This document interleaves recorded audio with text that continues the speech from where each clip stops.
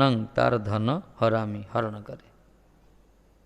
कृष्ण कहते भगवान कृपाणी मुझा को कृपा करे तार धन को धीरे धीरे हरण करे। जो विषयान परिजिहुर्सुरापि कथंचित विद्यमानेषु सज्जते क्लिश्यति च अहं तस्य विषय अपहरणम अनुग्रहं करोमीति। जो माने विषय रे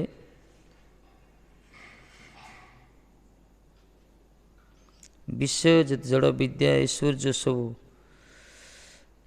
कष्ट पाउछन्ति विषय द्वारा मु कौन करे तस्य विषय को अपहरण कर अनुग्रह करी थाए। विषय अपहार जो तार विषय को मु अपहरण विषय माने कौन तार जते घर द्वार जमी बाड़ी धन छज ये सब अपहरण करती। विषय अपहार एव अनुग्रह इति अन्यथा यथा श्रुत्यर्थ कल्पने तो ध्रुवादीनाम ऐश्चर्य श्रवणम एव बाधकं भवेत्।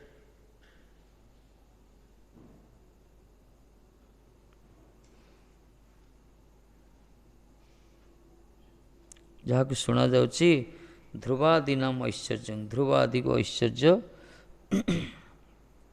श्रवण में बाधकं भवेत् कहना ऐश्वर्य तंकर बाधक होइतिला।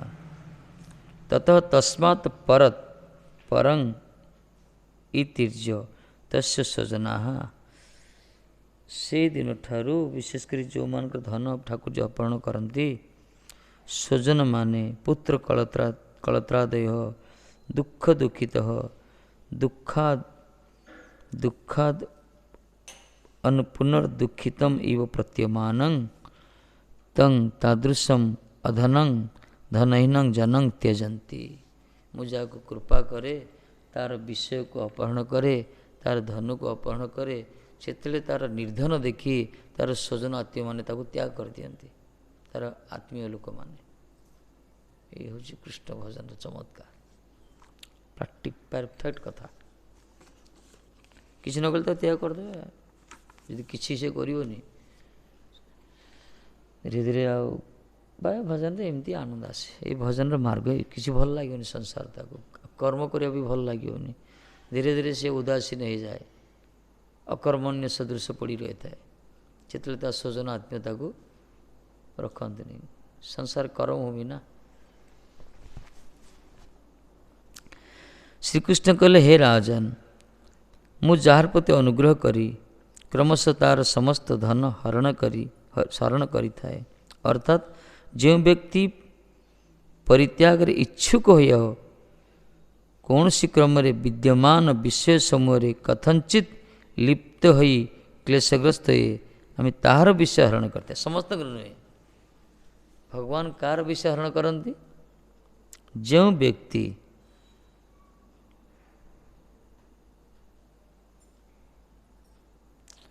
परित्याग इच्छुक हो ये सब धन जन गृह द्वार परिवार ये सब जंजाल अनुभव जो कर जो मान को वितृष्ट परित्याग करने इच्छा हो कि त्याग कर पार न इच्छा तो ये संसार भितर न रहा संसार जागतिक जंजाल भितर त्याग करने इच्छा हो तो कौन सी कमरे सब विद्यमान थे विषय समूह कौन प्रकार से लिप्त जो हो लिप्त हो कष्ट पाऊ ताहले तार विषय हरण करें से महात्मा से भक्तर विषय को हरण करता है। आज जे विषय को चिंता करूँ तो कहीं हरण करे जे कृष्ण भजन कर विषय चिंता करूँ ध्यात विषयानुपुंस विषय विसर्जते माँ मनुस्मरत चित्तं मज्जेव प्रविलीयते। जे विषय को ध्यान करे विषय डूबी रही जे मते ध्यान करे मो पाक आसो भगवान कर भजन करूँ संसार वितृष्ट आसी जो विषय प्रति किंतु उपाय न थियो तार से मुक्त हाँपाई उद्धार हाँपाई विषय को त्याग कर पार नु से भगवान तक कृपा कर धीरे धीरे छड़े दे एमती किसी गोटे परिवेश तैयारी करेंगे से धीरे सुस्थ से मुक्त हो ये हूँ मार्ग आम सब आमती आस ଆମର ତ କିଛି ଯେଉଁମାନେ ସଂସାର କରୁଛନ୍ତି ମଧ୍ୟ ସେମାନଙ୍କ ପାଇଁ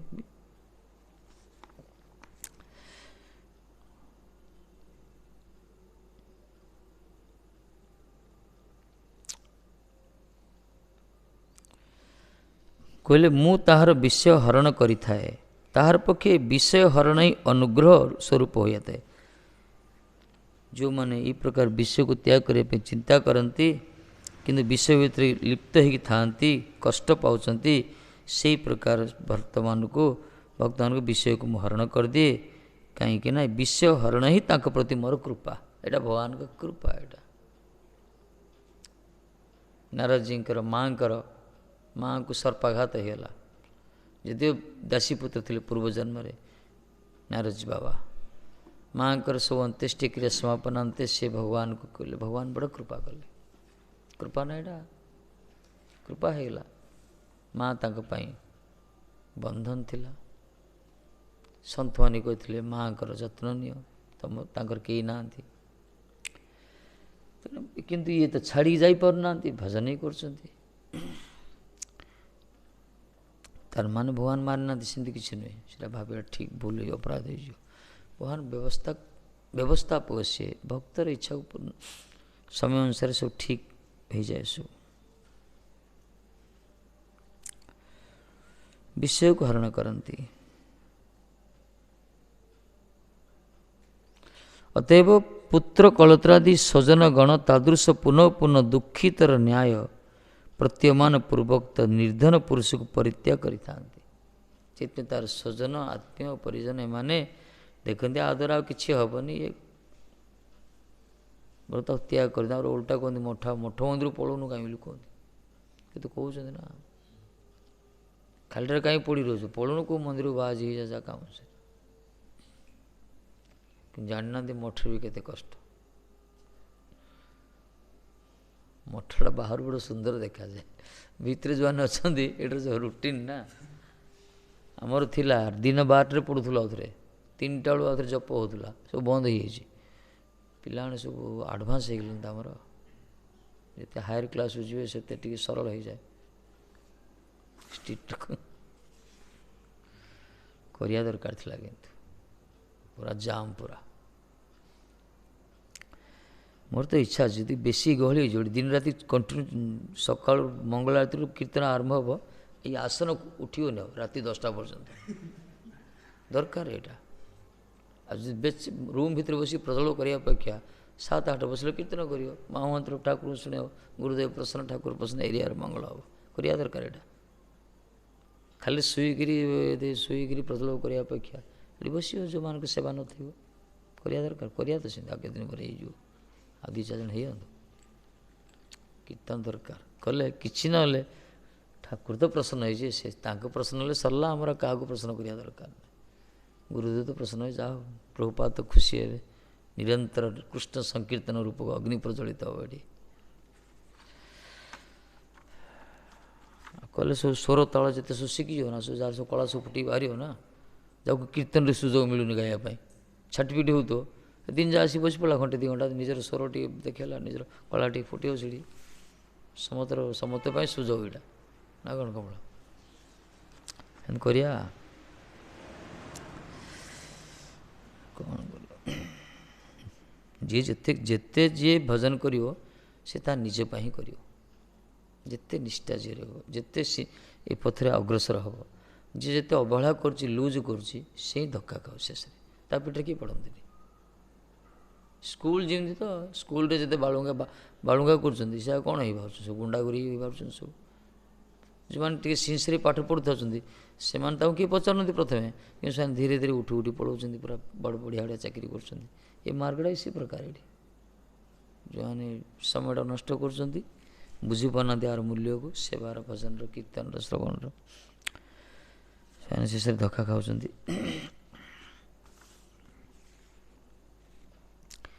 ଇହ ଲୋକ ପରଲୋକ 2 ଲୋକ ନଷ୍ଟ ହେଇଯିବ, କୁଆଡ଼ୁ କିଛି ହେବନି।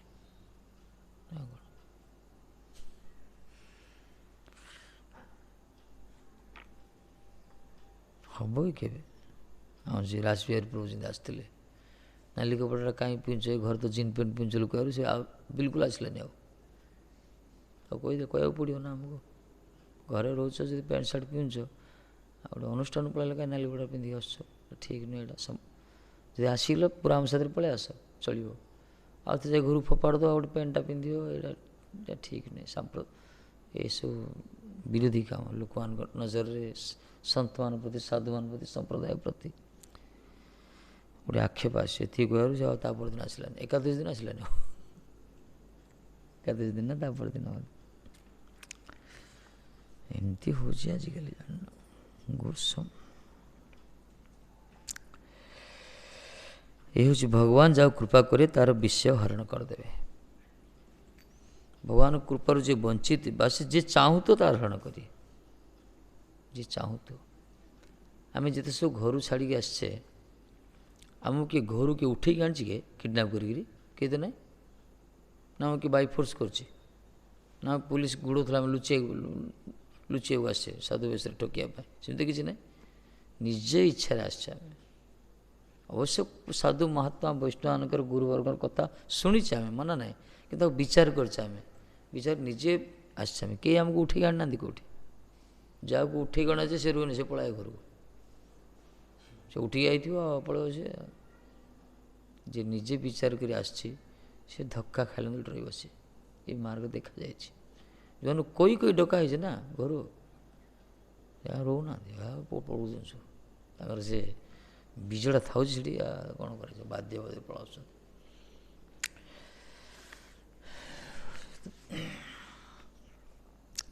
ସେଥିପାଇଁ ନିଜେ ଯେଉଁମାନେ ଇଚ୍ଛା କରନ୍ତି ଭଗବାନ ତାକୁ ସୁଯୋଗ ଦିଅନ୍ତି। ଇଚ୍ଛା ଯେଉଁମାନେ କରିବେ ସଂସାର ଯାକୁ ଭଲ ଲାଗିବନି, ବିଷୟଟାକୁ ବିଷ ଭଳିଆ ଅନୁଭବ ହେବ, ସେମାନଙ୍କୁ ଠାକୁରଜୀ ଅନୁଗ୍ରହ କରି ତା ବିଷୟଟାକୁ ହରଣ କରିଦେବେ। ଧୀରେ ଧୀରେ ତାକୁ ଆଉ କେହି ପଚାରିବେନି, ତାକୁ ସବୁ ଦୂରେଇ ଦେବେ ତାକୁ।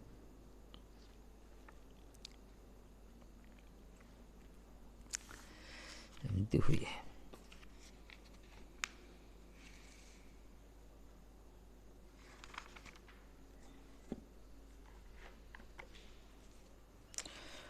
ଅଶ୍ୱମେଧ ଯଜ୍ଞ ସମାଧା ହେଲେ पर ଯୁଧିଷ୍ଠିର ମହାରାଜ ଭଗବତ ଧର୍ମ ଶୁଣିବାର ଇଚ୍ଛାରେ ଶ୍ରୀହରିଙ୍କୁ ଜିଜ୍ଞାସା କଲେ। ଅଶ୍ୱମେଧ ଯଜ୍ଞ ସମାପନାନ୍ତେ ଅପରାହ୍ନ ଯୁଧିଷ୍ଠିର ମହାରାଜଙ୍କ ପ୍ରଶ୍ନ ଥିଲା ଶ୍ରୀକୃଷ୍ଣଙ୍କ ଚରଣ କମଳରେ ଭାଗବତ ଧର୍ମ ବିଷୟରେ ଶୁଣିବା ପାଇଁ। ଭାଗବତ ଧର୍ମ, ଭଗବତ ଧର୍ମ ଯାହାକୁ କୁହାଗଲା, ଜୀବର ଧର୍ମ, ଭଗବତ ଧର୍ମ, ବୈଷ୍ଣବ ଧର୍ମ, ସନାତନ ଧର୍ମ, ମାନବ ଧର୍ମ,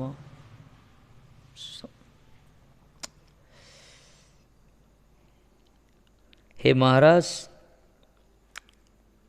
କହିଲେ, ମୁଁ ଯାହାକୁ କୃପା କରେ, ମୁଁ ଯାହାକୁ ଅନୁଗ୍ରହ କରି ତାର ଧନ ସମ୍ପଦ ଧୀରେ ଧୀରେ ହରଣ କରି ଅନନ୍ତର ସେହି ଦରିଦ୍ର ବ୍ୟକ୍ତିକୁ ତାର ଆତ୍ମୀୟଗଣ ଏହି ଦୁଃଖିତ ବ୍ୟକ୍ତିକୁ ତ୍ୟାଗ କରନ୍ତି। ଏଇଟା ହେଉଛି ଭଗବାନଙ୍କର ସ୍ୱତନ୍ତ୍ର କୃପା।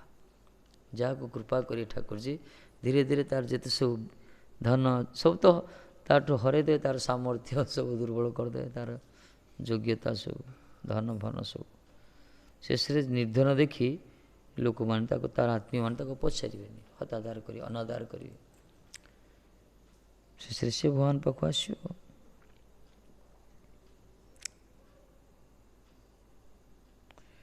ଘର ଶୃଙ୍ଖଳ ଛାଡ଼ିବାଟା କଷ୍ଟ। ଘରର ବନ୍ଧନକୁ, ଗୃହ ବନ୍ଧନ ମମତାକୁ ତ୍ୟାଗ କରିବାଟା ବହୁତ ବଡ଼ କଷ୍ଟ। ଯଦି ଗୃହ ଲୋକ ତ୍ୟାଗ କରିଦେବେ ଜଣକୁ, କୃପା ହେଇଗଲାନି ଏଇଟା। କେତେ ଅଲା ଯୋଗୁଁ ନିଲଜ ଅଛନ୍ତି, ଏ ଘର ଛାଞ୍ଚୁଣି ମୁଣ୍ଡରେ ପେଟେଣ୍ଟ ମେଡ଼ିସିନ ଖାଇଲେ ମଧ୍ୟ, ପୁଅ ପାଖରୁ ନାତ ଖାଇଲେ ମଧ୍ୟ ହେ ପଳାଉଥିବେ, ସେ କୁକୁର ନାଙ୍ଗୁଡ଼ ଯାଇଥିଲା ବେଳେ କୁଆଡ଼େ ପଳାଉଥିବେ, ଟିକେ ଆଉ ଥରେ ପଳାଉଥିବେ ଘର ଭିତରୁ। କାହିଁକିନା ତାଙ୍କର ସତ୍ସଙ୍ଗର ଅଭାବ।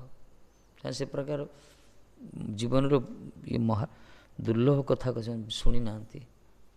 ବିଜୟତୀ କଥା ସନ୍ତମାନଙ୍କ ମୁଖରୁ ଶୁଣିଲେ ତାଙ୍କର ବୈରାଗ୍ୟ ଆସିଯାଇଥାନ୍ତା ସେଠି। ସେମାନେ କ'ଣ ଦେଖୁଛନ୍ତି, ଦୁନିଆ ଅନ୍ଧକାର ତାଙ୍କ ପାଇଁ, ଯିବେ କୁଆଡ଼େ।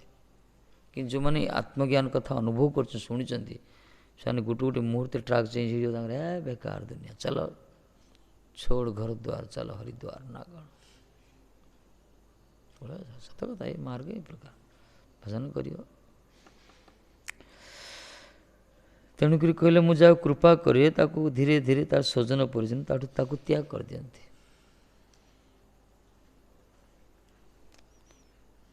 ଏଇଟା ଭଗବାନଙ୍କ ବଡ଼ କୃପା। ଏମିତି ଭଗବାନ କିଏ ଅଛନ୍ତି କି ଏ ବିଚିତ୍ର ଠାକୁର ଆମର। ଧୀରେ ଧୀରେ ତାଠୁ କାହିଁକିନା ସବୁ ଦୂରେଇଲା ପରେ ହିଁ ସେ ତାଙ୍କ ପାଖକୁ ଜଣେ ଯିବ। ସେ ଯେମିତି ତାଙ୍କର ଭକ୍ତକୁ ସେମିତି ତିଆରି କରନ୍ତି। ବୁଝିଲ, ଯେତେ ସମୟ ପର୍ଯ୍ୟନ୍ତ ଗୋଟେ ହାତ ଉଠେଇଥିଲେ ଦ୍ରୌପଦୀ ଠାକୁରଜୀ ଆସିନଥିଲେ।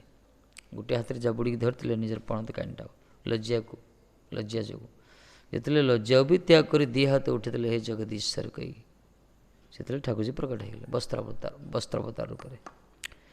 ସମ୍ପୂର୍ଣ୍ଣ ଶରଣାଗତ ଯିଏ ହେଇଯିବ, ଅନନ୍ୟ ଶରଣାଗତ, କିଛି ରଖିବନି ନିଜର, ସେତେବେଳେ ଭଗବାନ ତାଠୁ ସବୁ ଦୂରେଇ ଦେବେ। ସମ୍ପୂର୍ଣ୍ଣ ଶରଣାଗତ ଯଦି କିଛି ଧରିକି ରଖିଥିବ ଚାହୁଁଥିବ ତାକୁ ଦେବେ, ସେଇଟା ଦିଅନ୍ତି। ଭଗବାନ ମାଗିଲେ ବି ଦିଅନ୍ତି। ଏଥିପାଇଁ ଯେଉଁମାନେ ବି ଆଜି ଭଗବାନଙ୍କର ଭଜନ କରୁଛନ୍ତି ଭଲେ ସେ ତ୍ୟାଗୀ ହୁଅନ୍ତୁ କି ଘର ଭିତରେ କି ଘର ପ୍ରତି ଆସକ୍ତି ନ ହଉ। ଦୁଇ ପ୍ରକାର। କେତେ ଗୃହସ୍ଥ ଭକ୍ତ ଅଛନ୍ତି ଯେଉଁମାନଙ୍କର ସଂସାର ରହିଛି କିନ୍ତୁ ସଂସାର ସହିତ କୌଣସି ଆସକ୍ତି ନାହିଁ, ନିର୍ବିକାର ନିର୍ଲିପ୍ତ, ସେମାନେ ସବୁ ଭଗବାନ ଉପରେ ନିର୍ଭର କରି ରହୁଛନ୍ତି। ଏଇ ହେଉଛି ଭଗବାନଙ୍କ କୃପା। ଏଇଟା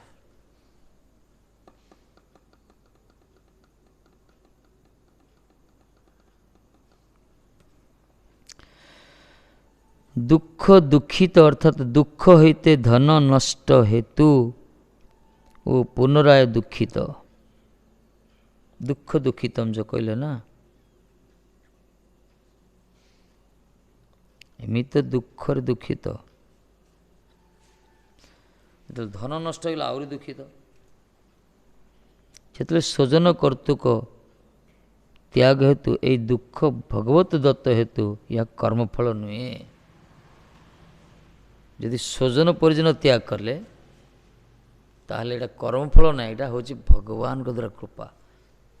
ଯଦି କୌଣସି ବ୍ୟକ୍ତି ଯଦି ସେ ଭଜନ ଯଦି କରୁଥିବ, ଏମିତି ବହୁ ସଂସାରରେ ସ୍ୱଜନ ତ୍ୟାଗ କରୁଛନ୍ତି, ପୁଅ ବୋଉ ବାପା ପିଟି କାଢ଼ି ଦେଉଛନ୍ତି, ବୋଉମାନେ ଶାଶୁ ବାହାର କରିଦେଉଛନ୍ତି, କାରଣ ଫୁଟପାଥରେ ପଡ଼ିକି ଅଛନ୍ତି, ସେଇଟା କର୍ମଫଳ। କିନ୍ତୁ ଯେଉଁମାନେ ହରିଭଜନ କରୁଥିବେ, ଭଗବାନ ଯେଉଁମାନେ ହୃଦୟ ଅନ୍ତର ସହିତ ଚାହୁଁନଥିବେ, ବିଷୟକୁ ବିଶେଷ ଅନୁଭବ କରୁଥିବେ, କିନ୍ତୁ କର୍ତ୍ତବ୍ୟବୋଧରେ ପଡ଼ିକି ରହୁଥିବେ, ଉପାୟହୀନ, ବାର୍ଦ୍ଧକ୍ୟ କେନ ଉପାୟ ବିନ ତାତେ ଦିନ କିଞ୍ଚନ, ସେଇ ପ୍ରକାର ଭକ୍ତମାନଙ୍କୁ ଭଗବାନ କୃପା କରି ଏଇ ପ୍ରକାର ବ୍ୟବସ୍ଥା କରନ୍ତି। ସ୍ୱଜନ ପରିଜନ ତାକୁ ବାହାର କରିଦିଅନ୍ତି। ବାହାର କଲେ ସେ କ'ଣ ହେବ? ଏଇଟା ଭଗବାନଙ୍କ କୃପା।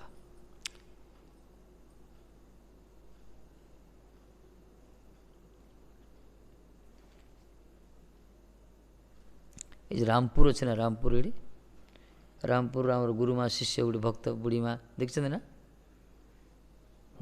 ଗୁରୁମାର ଗୋଟେ ମାତ୍ର ଶିଷ୍ୟ ସେ ଏରିଆରେ ରାମପୁରରେ।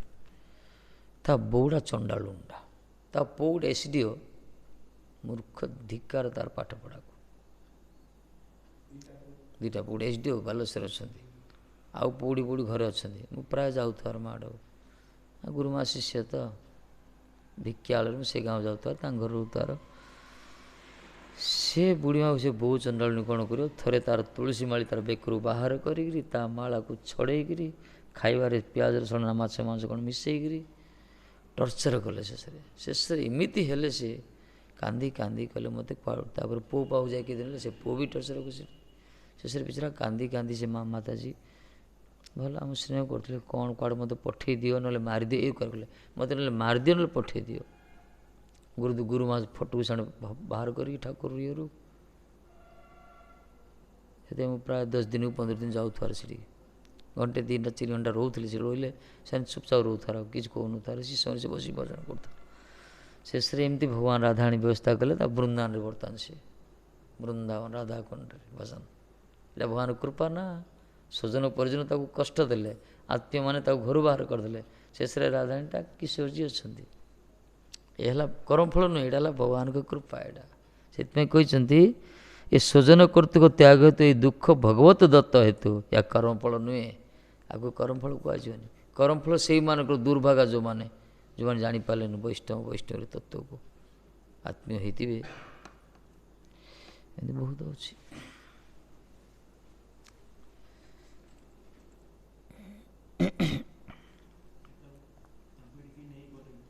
ହଁ ପଠାଗଲା ତାଙ୍କୁ, ଛାଡ଼ି ଯାଇଥିଲା। ଆମର ଭକ୍ତ ଯାଇଥିଲେ, ମାତାଜୀ ଜଣେ ଯାଇଥିଲେ।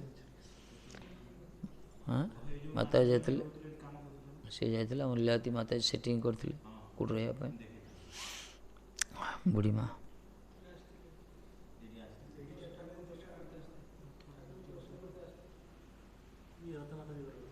ରଥମାତା ଘରେ ରହୁଥିଲେ କେଦିନ, ଘର ଛାଡ଼ି ରଥମାତା ଘରେ ରହିଲେ। ଆଉ ଗୋଟେ ବୁଢ଼ୀ ମା' ଥିଲେ, ତମେ ଦେଖିନ, ସେ ପୂର୍ଣ୍ଣରେ ଆମେ ନଣ୍ଡା ସେ ନଣ୍ଡା ହେଇଯିବ। ଦେଖିଛନ୍ତି? ଦେଖିନାହାନ୍ତି ବୋଧେ? ଦେଖିଛନ୍ତି ନା? ସେତେବେଳେ ଆସିନଥିଲେ ବୋଧେ? ଦେଖିଛନ୍ତି ନା? ପତଳା ହେଇକି ସେ ବି ନଣ୍ଡା ହେଇଯିବ। ତା ଝିଅ ଆଣି ଛାଡ଼ି ଦେଇକି ପଳେଇଲା ଏଠି। ସେ ବୁଢ଼ୀ ମା'ର କ'ଣ କ'ଣ ତାକୁ ମୋ ପ୍ରତି ତାଙ୍କର କ'ଣ ନା ପୁରା ଆସକ୍ତି। ସେ ଯୋଡ଼ି ହେଲେ ଖାଲିରେ ରୁମଟା ଡାକୁଥିବ। ମୋତେ ବିରକ୍ତି ଲାଗିଲା ଲାଷ୍ଟରେ। ବିଚିତ୍ର ମାତା ଝିଅ ଗୋଟେ ନଣ୍ଡା ହେଇକି ଆରତି କଲେ ପାଖରେ ଛିଡ଼ା ହେବାର। ଆଗକୁ ରଖିଲେ ବଡ଼ ବିରକ୍ତି ଆଗ ତ ବଡ଼ ମାରାତ୍ମକ ଲୋକ। କିଏ ଗୋଟେ ଆଇଲେ ସେ ଗୁରୁ ମୁଁ ପଳାଉଥିବା ଡାକୁଥିବାର। ମାର ସେ କିଏ ଗୋଟେ ଆସିଛନ୍ତି ଆପଣଙ୍କୁ ଦର୍ଶନ କରିବା ପାଇଁ। ହାଁ ଭଲ ମିଳିଲା ଆଉ କ'ଣ କରିବା? ତାକୁ ବୃନ୍ଦାବନ ପଠାଇଲା। ମୁଁ ଯେତେବେଳେ ବୃନ୍ଦାବନ ସେ ବୃନ୍ଦାବନ ପଳେଇଲା। ସେ ଗାଡ଼ିରେ ଗୋଟେ ଟ୍ରେନରେ ପଳେଇଲା ପରା। ମୁଁ କହିଲି ଭଲ ଲାଗେ ସତେ। ସେ ଟ୍ରେନରେ ବସିଲା। ମୁଁ ତାକୁ ବୃନ୍ଦାବନ ଷ୍ଟେସନ ବୋଲି ଲୁଚିଲି। ମୁଁ ଶେଷରେ ମୋଠୁ ଗଲିନି। ଆଉ ମୋଠୁ ଇନକ୍ୱାରି କରି ପଳେଇଲାନି। ସେ ଆଇଛି ନା ନାଇଁ ମଣି ପ୍ରଭୁ ମଲା ମଣିଷଟି ଗୋଟେ। ଲାଷ୍ଟୁ ସେ ବୃନ୍ଦାବନରେ ତାକୁ ମୁଁ କାହାକୁ କହିଲି ସେମାନେ ବୁଝେଇଲେ ବୃନ୍ଦାବନ ରହିଗଲା। ଏ ବୃନ୍ଦାବନରେ ଅଛନ୍ତି ସେ। ବୃନ୍ଦାବନରେ ଅଛନ୍ତି। ବୃନ୍ଦାବନରେ ମାଧୁଗିରି କରି ଅଛନ୍ତି। ମାନେ ଏମିତି ଭଗବାନଙ୍କର ଲୀଳା ସବୁ କିଶୋରୀ ଟାଣି ନେଇଗଲେ।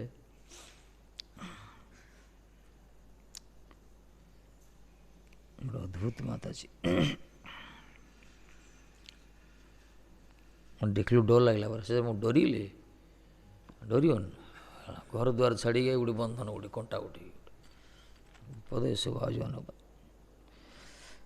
ତାର ମାନେ କେହି ନଥିଲେ ତ କ'ଣ କରିବା? ଆଶା ନିରାଶା ଗୋଟେ ଭଲ ପାଇଗଲେ ଗୋଟେ ପୁତ୍ର ଭାବରେ ହଉ ଯେଉଁ ଭାବରେ ହଉ।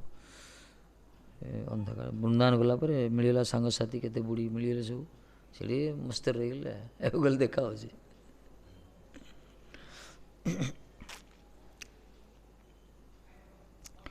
ଭଗବାନ କୃପା ଏସବୁ। କୃପା ନହେଲେ ଏସବୁ ଘଟିବନି। କିଛି ଗୋଟେ ଘଟଣା ଘଟିଲେ ଜଣେ ଧାମକୁ ଯିବ ନା। କିଛି ଗୋଟେ ଘଟଣା ଘଟିଲେ ଜଣେ ଘର ଛାଡ଼ି ମୋଟକୁ ଆସିବ ନା।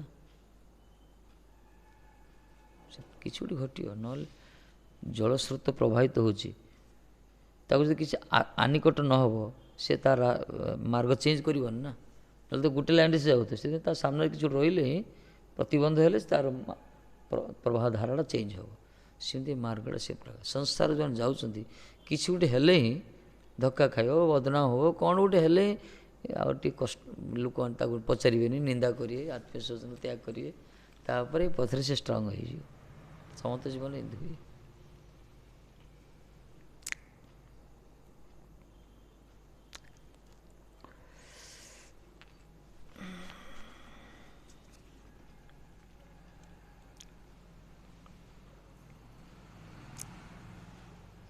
ଏଇଟା କରମ ଫଳ ନୁହେଁ, ଏଇଟା ହେଉଛି ଭଗବତ ଦତ୍ତ। ସୁଖ ଭଗବତ ଭକ୍ତଗଣର କରମ ଫଳ ନୁହେଁ। ସୁଖ ମଧ୍ୟ ଭଗବାନଙ୍କର ଭଗବତ ଭକ୍ତଗଣର କରମ ଫଳ। ସୁଖ ଯଦି କୌଣସି ଭକ୍ତ କିଏ ପାଉଛି ସେ ବି ତାର କରମ ଫଳ ନୁହେଁ, ସେଇଟା ବି ଭଗବାନଙ୍କର ଦ୍ୱାରା ପ୍ରଦତ୍ତ। କିନ୍ତୁ ଏଇଟା ହେଲା ଭକ୍ତିର ଆନୁଷଙ୍ଗିକ ଫଳ, ମୁଖ୍ୟ ଫଳ ନୁହେଁ। ଭକ୍ତିର ମୁଖ୍ୟ ଫଳ କ'ଣ କ'ଣ କ'ଣ ବୋଧେ?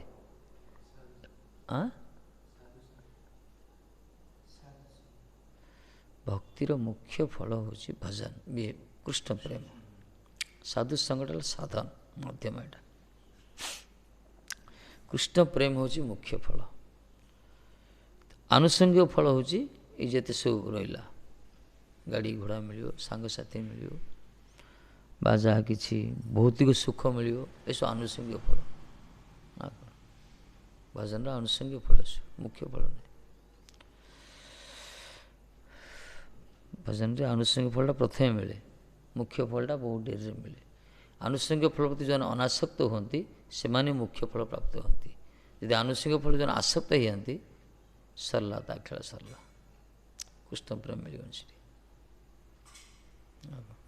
ଧରନ୍ତୁ ଆମେ ଘର ଦ୍ୱାର ଛାଡ଼ିକି ଆସିଲେ, ଆମକୁ ଏଠି ଗାଡ଼ି ଘୋଡ଼ା କାର୍ ଫାର୍ ମିଳିଲା, ମୋବାଇଲ ଲ୍ୟାପଟପ୍ ମିଳିବ, କେତେ କ'ଣ ଟଙ୍କା ପଇସା ମିଳିବ, ସବୁକିଛି ମିଳିବ ଏଠି।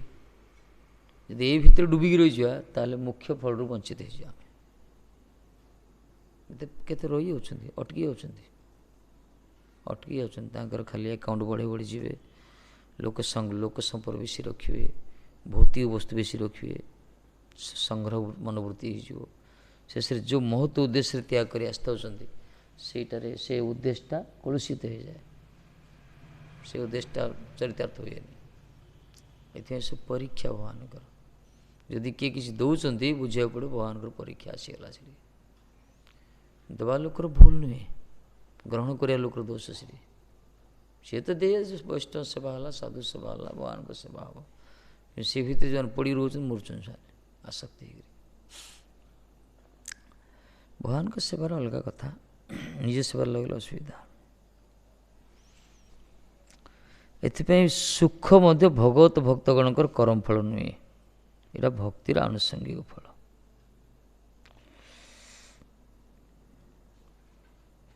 ପ୍ରଥମ ସ୍କନ୍ଧେ ଭୀଷ୍ମଦେବର ଭକ୍ତିତ୍ୱ ପ୍ରତିପାଦିତ ଭକ୍ତଗଣର ଭକ୍ତି ମାତ୍ରେ ପ୍ରବୃତ୍ତିତ ଅପ୍ରାରବ୍ଧ କୂଟ ବୀଜ ପ୍ରାରବ୍ଧ କର୍ମସମ କ୍ରମେ ବିନାଶ ସହସ୍ରଦଳ ପଦ୍ମେର ଭେଦର ନ୍ୟାୟ ହୁଏ। ଭୀଷ୍ମ ପିତାମହ ଭୀଷ୍ମ ପ୍ରଥମ ସ୍କନ୍ଧରେ ସ୍ତୁତି କରିଛନ୍ତି।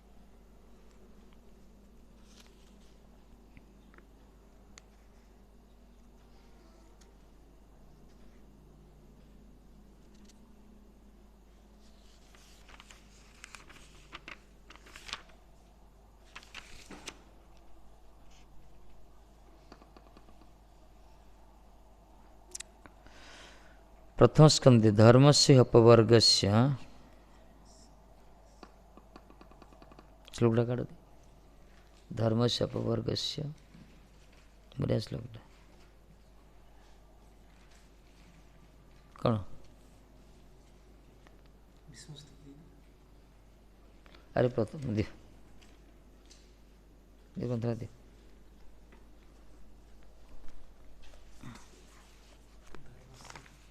प्रथम स्कंद द्वितीय अध्याय बोधे प्रथम द्वितीय अध्याय काढ़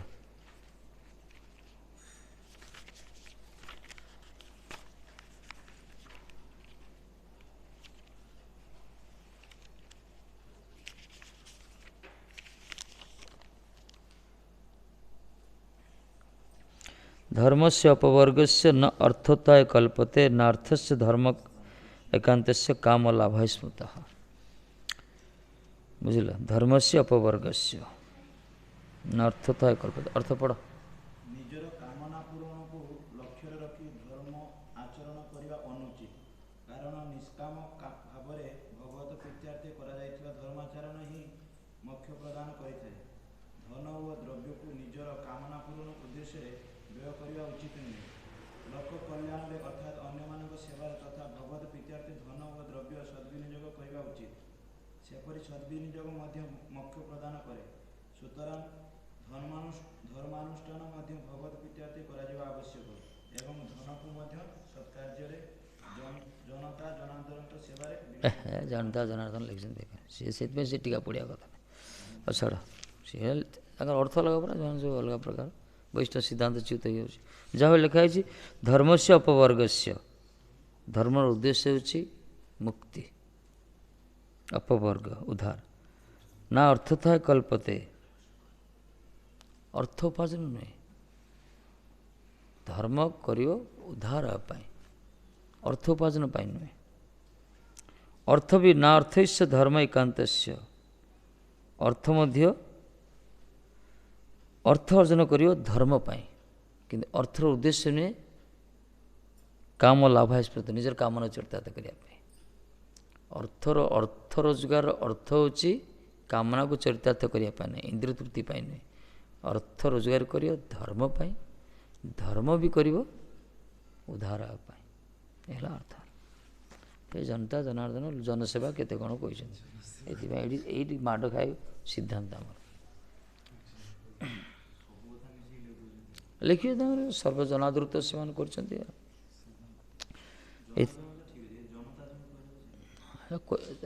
जनादृत केमती हम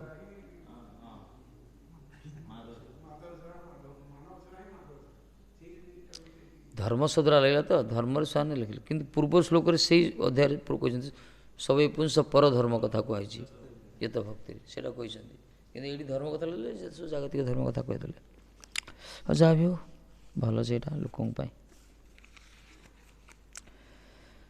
तेणु कहले धर्म से अपवर्ग से न अर्थताय कल्पते न अर्थाय कांत काम लाभ विस्मृत इत्यत्र भीष्म उक्तवपि प्रतिपादितं भक्त्या भक्तानां भक्तिमात्र प्रवृत्त एव प्रारब्ध कूट बीज प्रारब्ध कर्माणां क्रमेण नाश उपल सहस्रदल भेद विदित भक्ति शास्त्रतम अरे भीष्म भी कहते एटा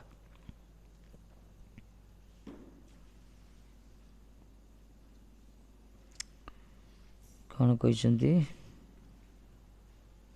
भक्तगणकर भक्ति मात्र प्रवृत्ति ही अप्राप्त यदि भक्त माने भक्ति मात्र प्रवृत्ति ते ही प्रवृत्ति माने साधन मार्ग अग्रगति जो करती भक्त माने जो भक्ति जाचन करती साधन भजन कीर्तन श्रवण मनन चिंतन सेवा ये सब भक्ति अंग जो जाचन करती निवृत्ति नहीं भक्ति मार्ग निवृत्ति नहीं भक्त माने भक्ति मात्र जो प्रवृत्ति रे कौन हम तांकर अप्रारब्ध कूट बीज प्रारब्ध कर्म समूह क्रम विनाश हो जाए जड़े कर्म कर तार प्रारब्ध अच्छी अप्रारब्ध अच्छी कूट अच्छी बीज अच्छी ये सब कर्मर धारा जहाँ भोग करे ना ये सब प्रारब्ध कर्म करे कूट रूप अच्छी बीज रूप वासना रूप से रही तेणु कर्मचक्र यशु धीरे धीरे भेद हम विनाश हो केमती सहस्र दल पद्मेर भेदर न्याय है सहस्र दल पद्म गोटे गोटे गोटे गोटे भेद कर प्रवेश कर केशर पाखे से प्रकार ये जिते सब धीरे धीरे सब नष्ट हम जिते भजन रे अग्रगति कर भक्ति पथरे प्रवृत्ति मार्ग प्रवृत्तिशील हम धीरे धीरे जिते सब कर्मर बीज रही वासना रही गुप्त रूप सुप्त रूप रही तार प्रारब्ध अपराध भोग करने भोगोन्मुख फल ये सब किसी धीरे धीरे नष्ट हो या भक्ति शास्त्र मत यहाँ भक्ति शास्त्र मत श्री गोपाल तापनी सूत्र भी कहुई भक्तिरस्य भजनं भक्तिर अस्य भक्ति ही भजन तदिहा मूत्रपाधिनैरासन्यम उस्मिन् मनः कल्पनम एतद एव नैष्कर्म्यम गोपाल तापन कहले भक्तिरस्य भजन श्रीकृष्णकर भजन ही भक्ति श्रीकृष्णकर भजनटा ही भक्ति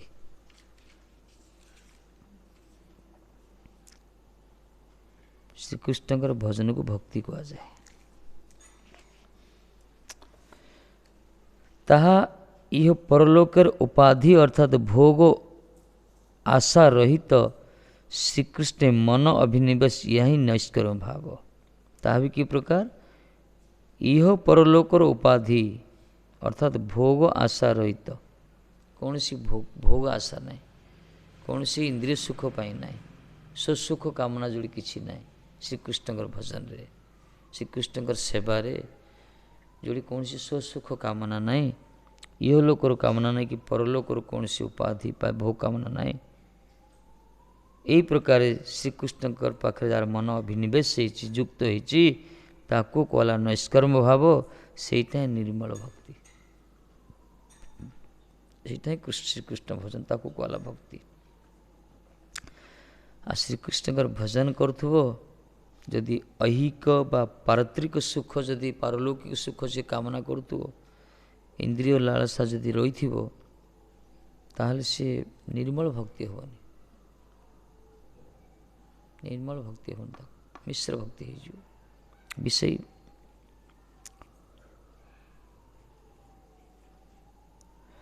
यार अर्थ उपाधि निराश द्वारा अर्थात कामना रहित होइया श्रीकृष्ण मन आदि सकल इंद्रिय आविष्ट करा ताही भजन बा सेटा ही भजन भजन का गला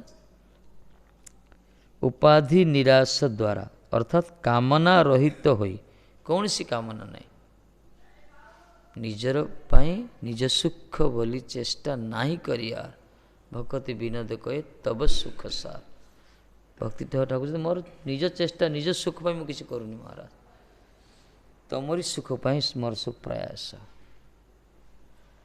श्रीकृष्ण प्रीत्यर्थ अखिल चेष्टा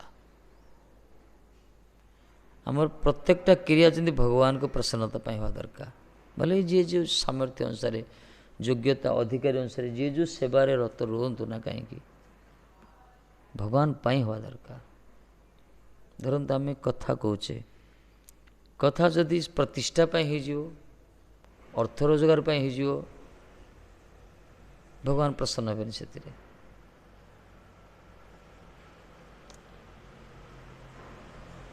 जड़े झाड़ू कर बासन माजुव कि चाष कर जहाँ भी जे जो सेवा कर सब कौन निजर सुख किसी न भगवान के सुख पाई कराउथो ताले सेटा परफेक्ट भजन कहगला ताकि भजन कहुई उद्देश्य किंतु महत हवा दरकार उद्देश्यटा तांकरी खुशी पाइबा दरकार उद्देश्य जब निज पाई रही जाऊँगी गुलिया अच्छी सब से भगवान प्रसन्न हेनी तेणुक कहले श्रीकृष्ण भजन ताही भजन कामना रहित होई श्रीकृष्ण मन आदि सकल इंद्रिय आविष्ट करा खाली नहीं मन सहित सब जाक इंद्रिय को श्रीकृष्ण चरण जो मैंने समर्पित करछंती कौन सी कामना न रखिकी ताकि ही कहला भजन देखो आम भजन करछे हरिनाम करछे हरे कृष्ण कृष्ण कृष्ण हरे राम राम राम जप करछे जप करिया समय मोबाइल देखिया बा जप करिया समय कुआड़ कुआड़ सब भाविया इड़ से चाहिए सब गछ लता घर द्वार सब जप करिया समय कथा भी किसी होता सी भजन है ड्यूटी गोटे चलती जा कि खाली उच्चारण एक्सरसाइज मन इंद्रिय जदि कृष्ण ठारे अभिनिवेश है तार्थ मन जदि भगवान पाखे रही श्रीकृष्ण पाखे इंद्रिय गुड़ भी सहित युक्त होती ही कहला भजन से वास्तव भजन श्रीकृष्ण ठारे मन आदि सकल इंद्रिय आविष्ट सबू इंद्रिय चक्षु कर्ण नासा तोक जीवा हस्त पाद जिते सब रही समस्त इंद्रिय जदि भगवान को सेवारे नियुक्त अच्छी मन भी तांको चरण रही कामना किछि नाही ताले सी जहाँ भी करुचंती तांकर सेटा परफेक्ट भजन कहगला एथिपाई तो जगन्नाथ दास बाबूजी महाराज कहले कौन कहते जगन्नाथ दास बाबूजी महाराज कौन कहते कौन कहते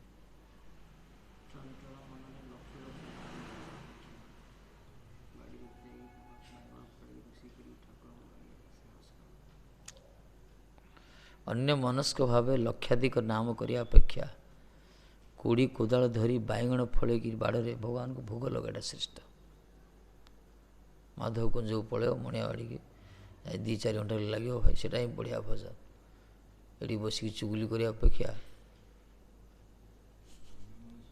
हाँ अन्य मनस्क भाव लक्ष लक्ष नाम करने अपेक्षा बर परिश्रम करी फूल फल बगीचा तैयारी करी भगवान के सेवारे लगे से परफेक्ट भजन सेवा को ठकी खाली माला धरी बस बहुत अच्छा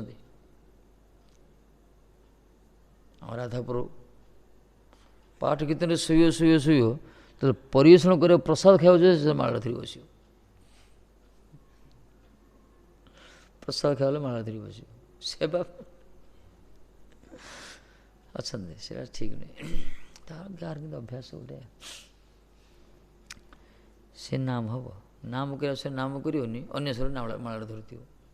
ଛତୁ ମାଳା ଧରି ପଳେଇବ, ଖରାଟା ବାଜିବ ଅଛି ନା, କେମିତି ଶୀତ ଦିନରେ ଖରା, ନାମଟା ଧରିଥିବ, ଇଆଡ଼େ ସେ ଚାହୁଁଥିବ କ'ଣ ଚାଲିଛି, ଜପ ତ ଚାଲିଛି। ଦେଖ ଜପ କରିବା ସମୟରେ ଢୁଳଉଥିବ।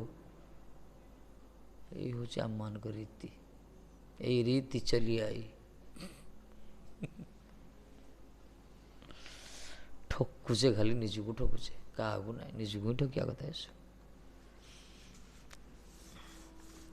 ସେଥିପାଇଁ କୁଞ୍ଜରୀ ବେଳେବେଳେ ହସୁଛନ୍ତି ଦେଖିକି। ମୁଁ ଭାବୁଛି କାହିଁକି ହସୁଛନ୍ତି, ଏଇଥିପାଇଁ ହସୁଛନ୍ତି ବୋଧେ। ହସୁଛନ୍ତି, ଭାବୁଥିବେ ଏରା କି ମୂର୍ଖ ଯାକ, ଛାଡ଼ିକି ସବୁ ଆସିଲ, ଆସିକି ଠିକ୍ ରହିପାରୁନ ନା, ସେଥିପାଇଁ ହସୁଛନ୍ତି। ହସ ମଧ୍ୟରେ କୃପା ରହିଛି ଯେ ମନେ ନାହିଁ। ଯେମିତି ଛୋଟିଆ ଛୁଆର କିଛି ଗୋଟେ ଦେଖିଲେ ବାପା ମାନେ ହସନ୍ତି ନା, କ'ଣ ହସନ୍ତି। ଗୋଟେ ବସ୍ତୁଟି ତିଆରି କରିଥିବ, ଭାଙ୍ଗି ଦେଉଥିବ ସିଏ, ସେମିତି ନିଷ୍ଠାରେ ଭଜନ କିଛି ଦିନ କରୁଥିବ, ତାପରେ ଭଜନରେ ଲୁଜ୍ ହେଇଯାଉଛି। ଏସବୁ ଦେଖି ସେ ହସୁଛନ୍ତି, ଉତ୍ଥାନ ପତନ ଦେଖିକିରି।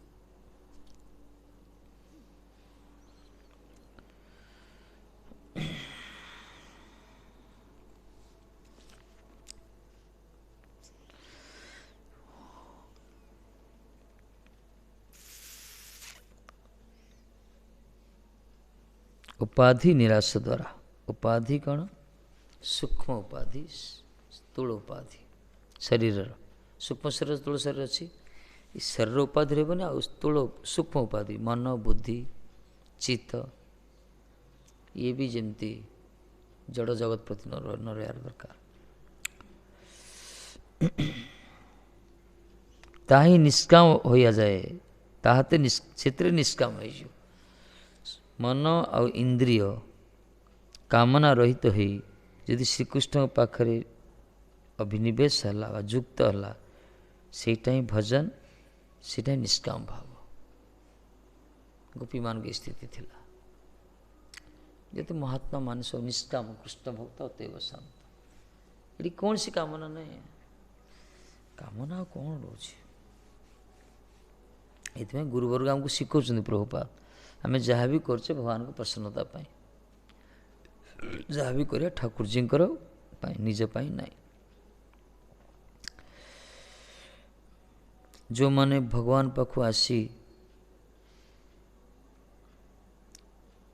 ନିଜର ସୁଖ ବା ପାରିବାରିକ ସୁଖ ପ୍ରତି, ଧରନ୍ତୁ ବହୁତ କେତେ ଅଛନ୍ତି ଏମିତି, ଦୁଃଖର କଥା, ଆସୁଛନ୍ତି ମହତ୍ ଉଦ୍ଦେଶ୍ୟରେ, ଗୁରୁବର୍ଗ ଦେଉଛନ୍ତି ଗୋଟେ ବେଶ, ପରମହଂସ ବେଶ, ଜଗତରୁ ଜନ୍ମ ଜନ୍ମାନ୍ତର ଉଦ୍ଧାର ହେବା ପାଇଁ ସୁଯୋଗ ମିଳିଛି। ଅଯୋଗ୍ୟ ହେଲେ ମଧ୍ୟ, ଅନଧିକାରୀ ହେଲେ ମଧ୍ୟ ଭଗବାନଙ୍କ ସେବାରେ ଆମକୁ ରଖାଯାଇଛି। କିନ୍ତୁ ଆର ମହତ୍ଵକୁ କେତେ ନ ବୁଝିପାରି ନିଜେ ଆତ୍ମସାତ କରୁଛନ୍ତି, ବେଶର ଅପବ୍ୟବହାର କରୁଛନ୍ତି। କିଛି ବସ୍ତୁ ମିଳିଲେ ସେମାନେ ପରିବାରକୁ ପଠାଉଛନ୍ତି, କେତେ ଏମିତି ହେଉଛି ବେଳେବେଳେ ଦେଖାଯାଏ। ଘର ସହିତ ସମ୍ବନ୍ଧ ରହୁଛି, ତା ଦ୍ୱାରା କ'ଣ ହେବ? ମହତ ଅପରାଧ ଅଛି ଏଠି। ସେଟା ନିଷ୍କାମ ଭାବ ହେଲାଣି, ସେଇଟା କାମନା ରହିଲା ତାଙ୍କର, ପାରିବାରିକ ଚିନ୍ତା, ପରିବାର ସୁଖ।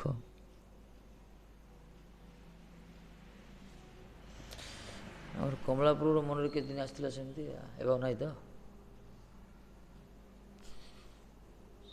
ଆସିଯିବ। ଘରୁ ଯାଇକି ଆସିଲା ପରେ ଚିନ୍ତା କଲେ ପରା, କାହା କଥା? ଜେଜେବାପା ନା କିଏ? ଜେଜେବାପା ନା ପଳେଇଲେ, ଚିନ୍ତା କରିଥିଲେ ନା, ଆମେ ବି କଥା ଦେଇଥିଲୁ, ହଉ ମାସ କିଛି ଦେବା, ସାହାଯ୍ୟ କରିବା। କାହିଁକିନା ଆମେ ଜାଣୁଛୁ, ଅନୁଭବ କରୁଛୁ, ଏ ହେବ, ଏମିତି ଆସିବ ବିଚାର ମନ ଭିତରେ। ତମେ ବି ଅନୁଭବ କରି ସିନେରି ହେଇଗଲା ପରେ ଭଜନ କଲେ, ମନଟା ହେଉଛି ତରଳ। ଏ ଭିତରେ ଜୁଆର ଆସିବ, ଭଟ୍ଟା ଆସିବ, ଉତ୍ଥାନ ପତନ ଚାଲିବ। ଏଠି କିଛି ଗୋଟେ ସଂସର୍ଗ ଦୋଷ ଆସିଗଲା ମାନେ ସେ ସଂସର୍ଗ ଦୋଷର ପ୍ରଭାବ ମନ ଉପରେ ପଡ଼ିବ, ସେ ବିଚାର ଆସିଯିବ। ବେଳେବେଳେ ପୁରା କଡ଼ାକଡ଼ି ନିଷ୍ଠା ହେଇଯିବ। ଦେଖୁନ ତୁମେ ନିଜେ ମନ ଷ୍ଟଡି କରୁନ, ଗୋଟେ ଦିନ ପୁରା ନିଷ୍ଠା ପୁରା, ସେଦିନ ଆଉ କାହା ସହିତ କଥା ହେବାକୁ ଇଚ୍ଛା ହେବନି, କିଛି ଖାଇବାକୁ ଇଚ୍ଛା ହେବନି, ଖାଲି ଚପଡ଼ା ଧରି ବସିଥିବ, ପଢ଼ୁଥିବ, ଖାଲି ଚିନ୍ତନ କରୁଥିବ। ଆଉ କେତେ ଦିନ ପରେ ସେ ଗୋଟେ ଦିନ ହେବ, ସେ ପୂର୍ଣ୍ଣିମା ଯେମିତି ଗୋଟେ ଦିନ ଆସେ, ପୂର୍ଣ୍ଣିମା ଗୋଟେ ଦିନ ଆସେ ମାସରେ, ତାପରେ ଚନ୍ଦ୍ର କ୍ଷୟ ହୁଅନ୍ତି ନା, ସେମିତି ତାପରେ କ୍ଷୟ ହେଇଯାଏ। ଆମମାନଙ୍କର ଭଜନ ଏହି ପ୍ରକାର। ତଥାପି something is better then Nothing ନା କ'ଣ? ନାଇଁ ମୋଠୁ କ'ଣ ଭଲ ଚାଲିଛି, ଅପରାଧ ନ ହଉ, ଗୁରୁ କୃପା କରନ୍ତୁ, ଧୀରେ ଧୀରେ ବୃଦ୍ଧି ହଉ, ମନରେ ଆସିବ, ସବୁ ବିଭିନ୍ନ ପ୍ରକାର ଆସିବ।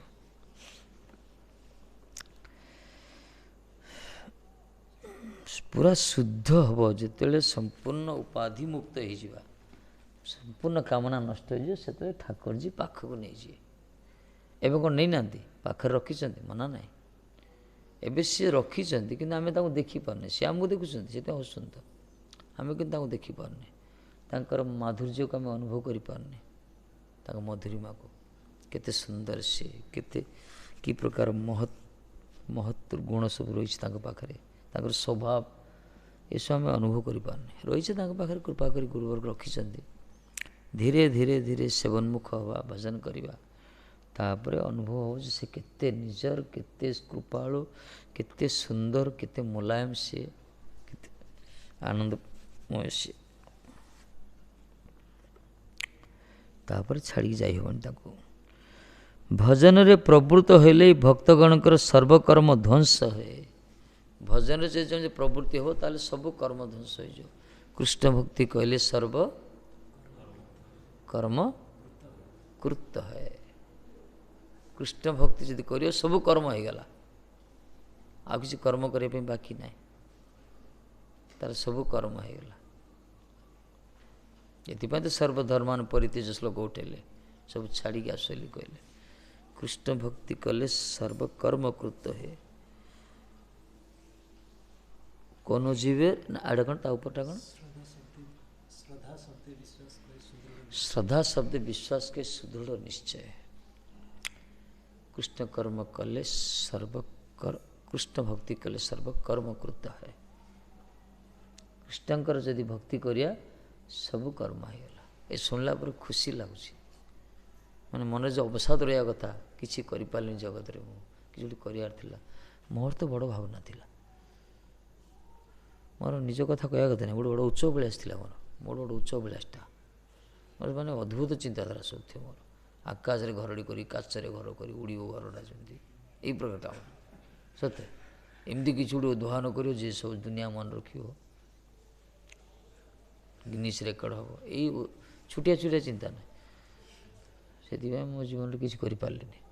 କିନ୍ତୁ ସେ ବୋଧେ ଏଇଟା ସବୁ ବଡ଼ ଏବେ ଅନୁଭବ ହେଉଛି ଗୁରୁଙ୍କ କୃପାରୁ, ବାସ୍ତବରେ ବଢ଼ିଆ ମାର୍ଗ ଏଇଟା। ଆଠୁ ଗୋଟେ ଉଚ୍ଚ କର୍ମ ଆଉ କ'ଣ ଅଛି? ସବୁ କର୍ମ ହେଇଗଲା ଏଠି। ଜଗତର କର୍ମ ବନ୍ଧନ ନା, କିନ୍ତୁ ଭଗବତ କର୍ମ ସମ୍ପୂର୍ଣ୍ଣ ମୁକ୍ତ, ପୁରା ମୁକ୍ତ। ଚଲ ପଡ଼େ ଝୁଲା ଲେକର, ମୁକ୍ତ ପରା। କିଛି ଗୋଟେ ହେଇଗଲା, ମାଳ ଧରି ଚାଲ, ସେମିତି ନାହିଁ। ଭଜନ ମାର୍ଗ ଏହି ପ୍ରକାର।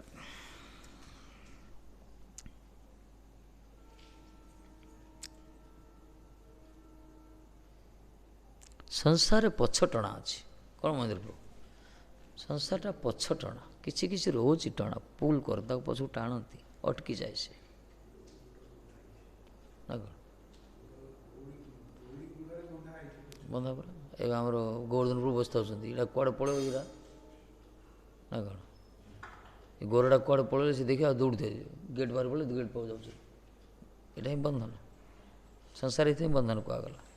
ଭଜନରେ ଇଚ୍ଛା ଥିବ ଶୁଣିବା ପାଇଁ, ଜପ କରିବା ପାଇଁ, କିନ୍ତୁ ପାଖରେ ଛୁଆଟା ଜନ୍ମ କରୁଛନ୍ତି, କ'ଣ କରିବ? କୁଆଡ଼େ ଯଦି ପଳେଇଲା ବେଲେ ଗାଡ଼ି ଗୁଡ଼ା ଅଛି, ଦୌଡ଼ିବେ, ତାକୁ ଟାଣିଆ ଆଣିବ, କେଁ କେଁ କାନ୍ଦିଲେ ତା ପାଇଁ ଇଏ ଆଉ ତାକୁ ବୁଝିବାକୁ ପଡ଼ିବ। ଏ ହେଉଛି ବନ୍ଧନ। ଅବଶ୍ୟ ଭଲ, ଯେହେତୁ ମାନେ ସମସ୍ତେ ଆଶ୍ରିତ ବୈଷ୍ଣବ, ତିଲକ ମାଳ ଧରିଛନ୍ତି। ଛୋଟିଆ ପିଲା ହେଲେ କ'ଣ ହେଲା, କଣ୍ଠରେ ତୁଳସୀ ମାଳି, ମସ୍ତକରେ ଉର୍ଦ୍ଧ୍ୱପୁଣ୍ଡ୍ର, ଭିତରେ ଭଗବାନ ଅଛନ୍ତି, ନିଷ୍ପାପ, ନିଷ୍କପଟ, ସରଳ।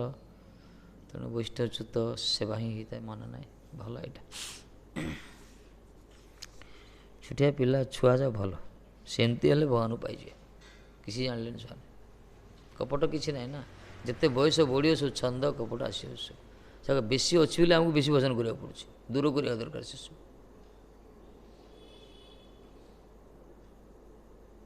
ସତେ ସେ ଯଦି ହେ କୃଷ୍ଣ ହେ କୁଞ୍ଜବାରୀ ଥରେ ଡାକିଦେବ ନା ଠାକୁର ଦେଖା ଦେବେ, କିନ୍ତୁ ଆମକୁ ଦେଖା ଦେବେନି। କାହିଁକିନା ଆମେ ସଂସାର ଆମ ମନ ଭିତରେ ପ୍ରବେଶ ହେଇଯାଇଛି। ସଂସାର କ'ଣ ସେମାନେ ଜାଣନ୍ତିନି। ଏଇ ହେଉଛି ସରଳତାର ସ୍ୱଭାବ। ସେଥିପାଇଁ କୁହାହେଲା ପରା କୁମାର ଆର୍ଷିତେ ପ୍ରାଜ୍ଞ ଧର୍ମାନ ଭାଗବତାନ୍ୟ। ଆଉ ଦର ବୁଢ଼ା ହେଲା ବେଳକୁ ଆମେ ଆସିଲୁ, ମୋ କଥା ମୁଁ କହୁଛି, ତମେ ତ ପିଲାବେଳକୁ ଆସିଲ।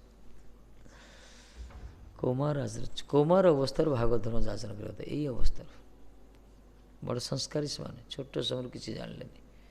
ଛୋଟ ସମୟରୁ ସେମାନଙ୍କ ଜିହ୍ୱା କିଛି ଅମେଧ୍ୟ ଗ୍ରାସ କଲାନି, ଅଶ୍ରାବ୍ୟ କଥା କହିଲାନି ତାଙ୍କ ଜିହ୍ୱା, ସବୁବେଳେ ହରିନାମ ଶ୍ରବଣ କଲେ। ଏଇ ହେଉଛି ସଂସ୍କାର, ସୁକୃତିବାନ। ହଉ କୀର୍ତ୍ତନ କରିବା, କାଲି କରିବା। ଏଇଟା ଆହୁରି କେତେ ଅଛନ୍ତି।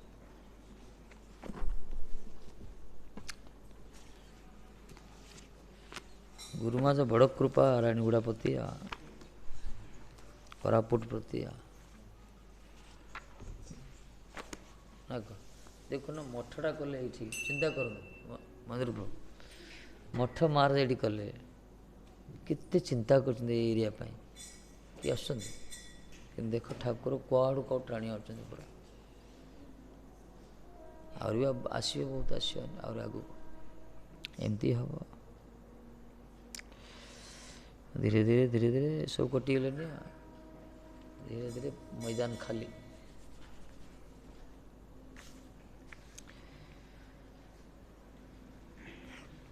କନ୍ଧ ଦେଶେ ଗଲି, କ'ଣ ଅନ୍ଧ ଦେଶେ ଗଲି ଦର୍ପଣ ବିକି, କନ୍ଧ ହାତେ ଦେଲି ଗୋଦାନ ଟିକି। ଅନ୍ଧ ଦେଶକୁ ଯେଉଁ ଦର୍ପଣଟା ବିକିବ, ନିପଟ କନ୍ଧରା ଥିବ ତା ଗୋମାତାକୁ ଦାନ କରିବ, କ'ଣ ବୁଝିବ ସେ।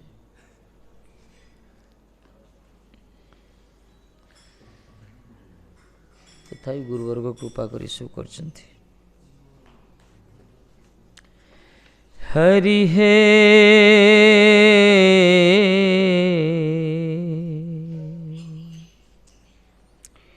আমি সেই দুষ্টমতি না দেখিয়া অন্য গতি।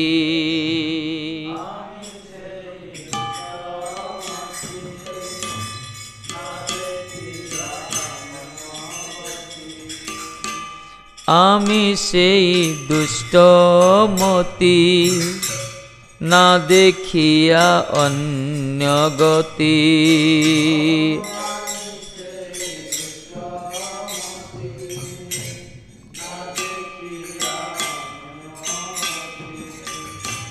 তব পদে লয়েছি শরণ,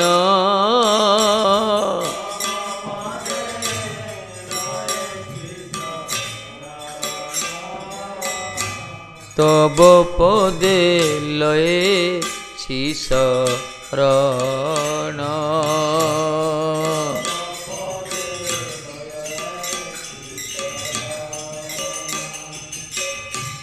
জানিলাম আমি না তুমি প্রভু জগন্নাথ,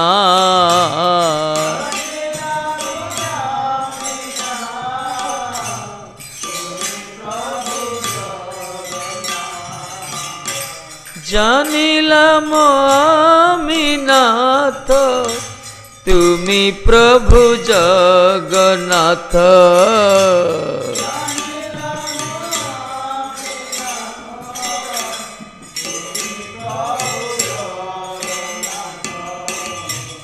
আমি তব নিত্য পরিজন,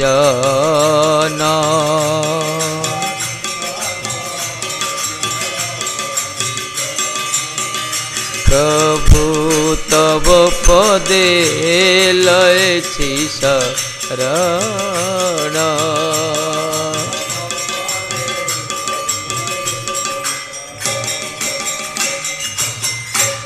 সেই দিন কবে হবে ঐকান্তিক ভাবে যাবে,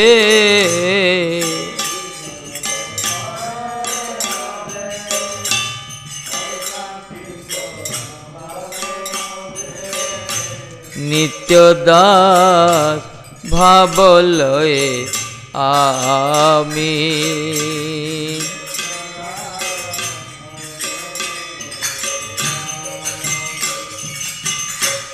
मनोरथान्तर जत निशेष करिया सोत।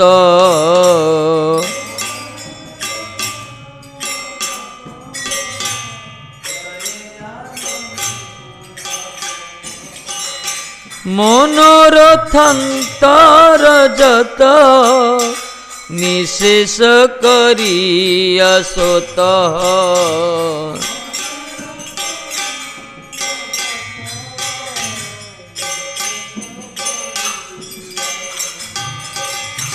सेविब आमार नित्य स्वामी।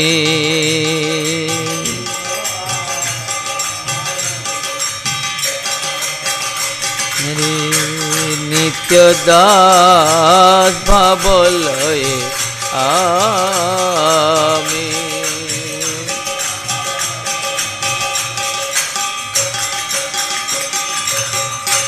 निरंतर सेवा मति बहिते चित्ते सती।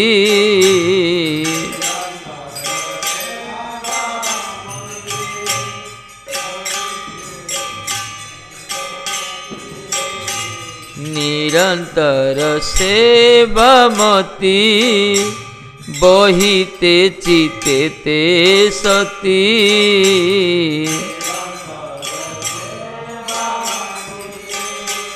बहिबे चित्ते सती प्रशांत हो इबे आत्मा मोर।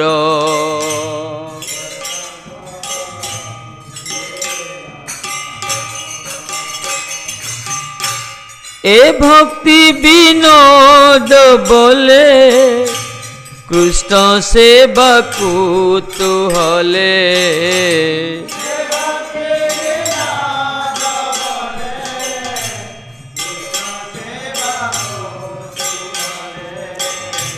ए भक्ति विनोद बोले कृष्ण सेवा कुतूहले।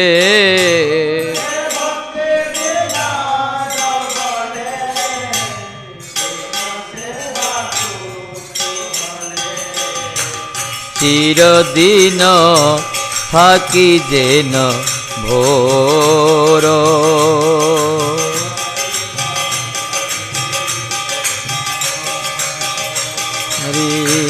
प्रशांत होइबे आत्मा मोर।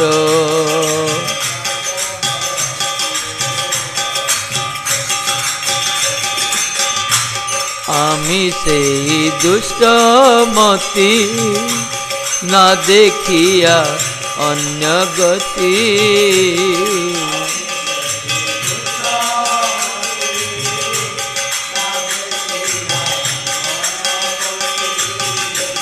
तब पदे लयछि शरण।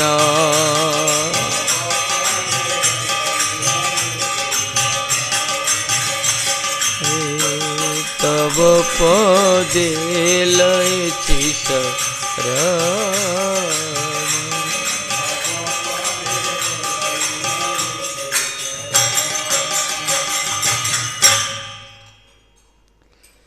भवन्तमेवानुचरन्निरन्तर प्रशान्तनिशेष मनोरथान्तरः।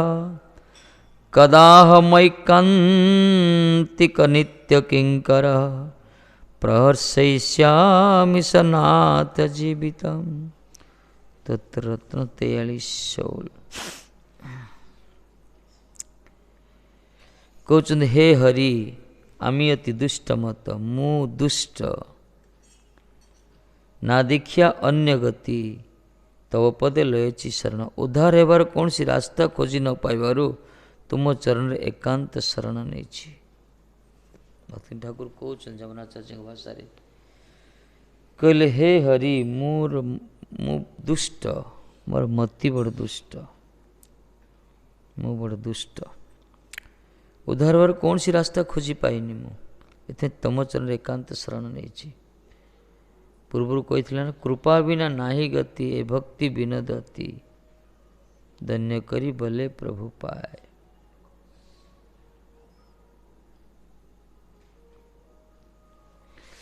कबे तब कृपा पे उठी बस सबले धे। ठाकुर जी ठाकुर मशा भक्ति ठाकुर कहते हे प्रभु केबे तमर कृपा प्राप्त हो। बस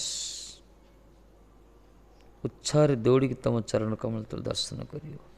कृपा बिना गति ना ये कहते रास्ता ना रास्ता खोजी पाऊनी मु नान्यत पंथा अकिंचन नन्य गति शरण।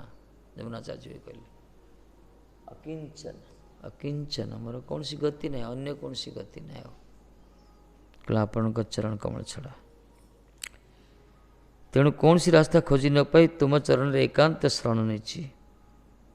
जानिलाम आमी नाथ हे नाथ मु एक कथा जानी पारिछि जे तुमी प्रभु जगन्नाथ तमे ही मोर स्वामी तमे ही जगन्नाथ जगतर नाथ अट ए मु तुम नित्य दास अटे आमी तब नित्य परिजन। मु बर्तमान जानी पारली आपण होचंदी मोर स्वामी नाथ आपण जगन्नाथ जगतर नाथ मु आपणकर सेवक दास भक्त आमी नित्य कृष्ण दास यही कथा भूले जीव नित्य कृष्ण दास। ये कथा भूलिया द्वारा संसार बुलची मायर न फरई कि से चिरदिन बुलची से एथे निज को भूली जा जाए कृष्ण सहित संबंध यहाँ ही आमर बड़ दुख यहाँ आमर महान अपराध। कृष्ण विस्मृति आमर एकमात्र रोगर कारण सब।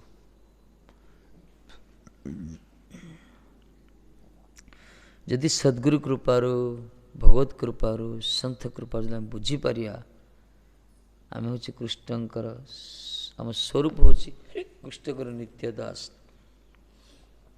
आम जापर हृदबोध हो सी हूँ आमर नाथ स्वामी सी हूँ आमर शुभाकांक्षी हितैषी मंगलाकांक्षी सुहृद सी अति निकटतर अत्यंत करुणामय वात्सल्यमय।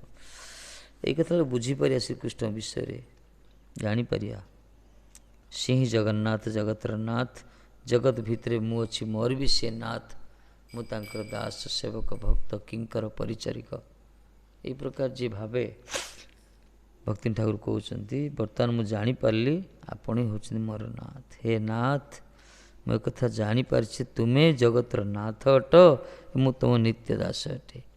से दिन कबे हवे ऐकांतिक भावे जबे नित्यदास भाव लयामी। कहले हे प्रभु मोर केबे से दिन आसीबो एकांत भाव तुम नित्यदास सेवार ज्ञान धारण करी। ये प्रकार ज्ञान केबे आसीबो ऐकांतिक भाव एकांत ना आउ कारी सहित संबंध ना जगतर कहानी सहित संपर्क ना बस तम ही मोर प्रभु मुही तमर सेवक हे मोर निष्कपट निरपेक्ष मालिक मु तुम निस्वार्थ पर सेवक प्रहलाद जी कही तुम्हें ही मोर बस तुम तो आमार आमी तो तुमार। ऐकांतिक भाव केबे ए प्रकार मोर ज्ञान धारणा हेब नित्य दास मु हूँ तुम नित्य दास। नित्य माने जन्म जन्मांतर सब दास मोर स्वरूप हूँ तुम दास्यता। सरकारी चाकरी कर 30 वर्ष 20 वर्ष नहीं 150 मु नित्य दास कहीं मोर स्वरूप हूँ आपणकर स्वरूप हूँ भगवान को श्रीकृष्ण जीवर स्वरूप हूँ श्रीकृष्ण नित्य दास। ए प्रकार ज्ञान धारण करी केबे मनोरथांतरे जत निशेष करिया सत सेविब आमार नित्य स्वामी। मोर केबे से दिन आसीबो एकांत भाव तुम नित्यदास हेबार ज्ञान धारण करी समस्त अन्य वासना को त्याग करी निजर नित्य स्वामी कृष्ण को सेवा करी। ये प्रकार केबे मोर भावना आसियो केबे धारणा आसियो अन्य जगत रे जेते वस्तु अच्छी अन्य जेते वासना अच्छी समस्त वासना त्याग करी मोर जो नित्य स्वामी श्री श्रीकृष्ण केवे सेवा करी केवे मु अनुभव करी पारी मु हूँ तांकर नित्य दास एकांत भाव केवे मोर से ज्ञान उदय हम से दिन केवे आसो कबे बोल हम से दिन आमार करिते श्री कृष्ण नाम उच्चारण पुलकित देहे गदगद वचन वैवर्ण बेपथु हवे संघटन निरंतर नेत्रे बबे अश्रुधार किनिब लुटिब हरि नाम रसे माते हैव विवश रसेर रसिक चरण परस करिया मजीव रसे अनिवार कबे हवे बोल से दीन मार्ग प्रार्थना कर केवे किणवी लुटिबी से हरिनाम रस को बास लुटिबी कहली लुटिकी न पड़ो केवे क्रय करी जदि क्रियतांग जदि कहीं भक्ति मती जब मिलूँ किण बोली कहे लोभर क्या दरकार किणवा केमती लोभर केवे हरिनाम प्रति लोभ आसो केवे लुटिकी नहीं माने पूरा लुचि लुचि मिलला फुर्सत टी बसी जप करदे टी कीर्तन करदे टी चिंतन करिया केवे आपण नाम उच्चारण कले शरीर चक्षुर श्रुपात हम शरीर पुलकित हो रोमांच हम कंठ गदगद हम हृदय विपन्नता आसो ये भक्तिर विकार ये एकांत भजन ऐकांतिक भजन जाऊ कहला ऐकांतिक भावे केवे मु तुमर नित्य दास यदि आम निजक अनुभव कर नित्य दास बोली ताहले आम नित्य स्वामी सेवा करें जानिया दरकार जदि स्त्री गोटे नव है स्त्री जानी पारलानी ये मोर स्वामी ताल से सेवा कर ना केवे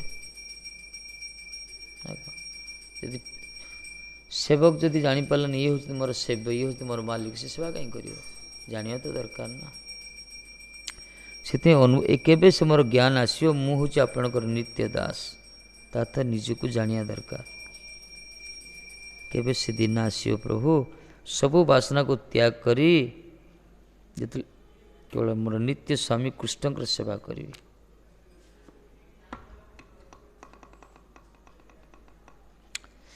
श्रीकृष्ण भजन ही दरकार आ कौन कामना वासना रही होने मन भितर कामना वासना सब रोचे जहाँ गुरुवर्ग कृपार वैष्णव कृपा मैंने बंची जाए संसार केते कामना संसार लोकर केते कथा केते वार्ता केते पथ तांकर एथिबा टेंशन मान बस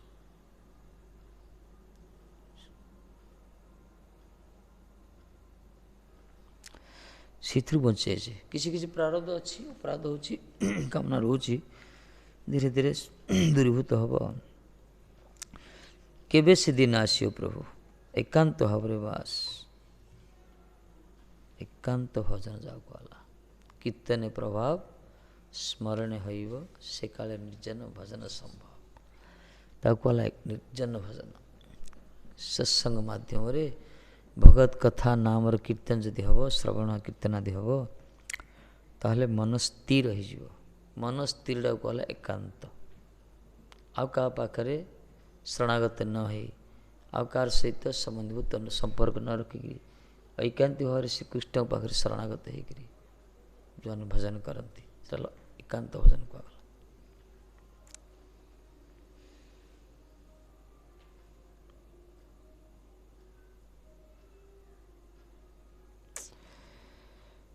निरंतर सेवामती बहिबे चिते सती प्रशांत होइबे आत्मा मोर कहले निरंतर केवल तुम सेवारे मन लगाई से मन सत्य गंगांक परी चित्तरे प्रवाह होई मोर आत्मा को शांत करियो बहिबे चिते सत्य प्रशांत होइबे आत्मा मोर जो चित्त ना ସତୀ ଗଙ୍ଗାଙ୍କ ପରି। ଗଙ୍ଗା ସତୀ, ଗଙ୍ଗାଙ୍କର, ଗଙ୍ଗା ଅସତୀ ନୁହନ୍ତି, ଗଙ୍ଗା ସତୀ ପବିତ୍ର।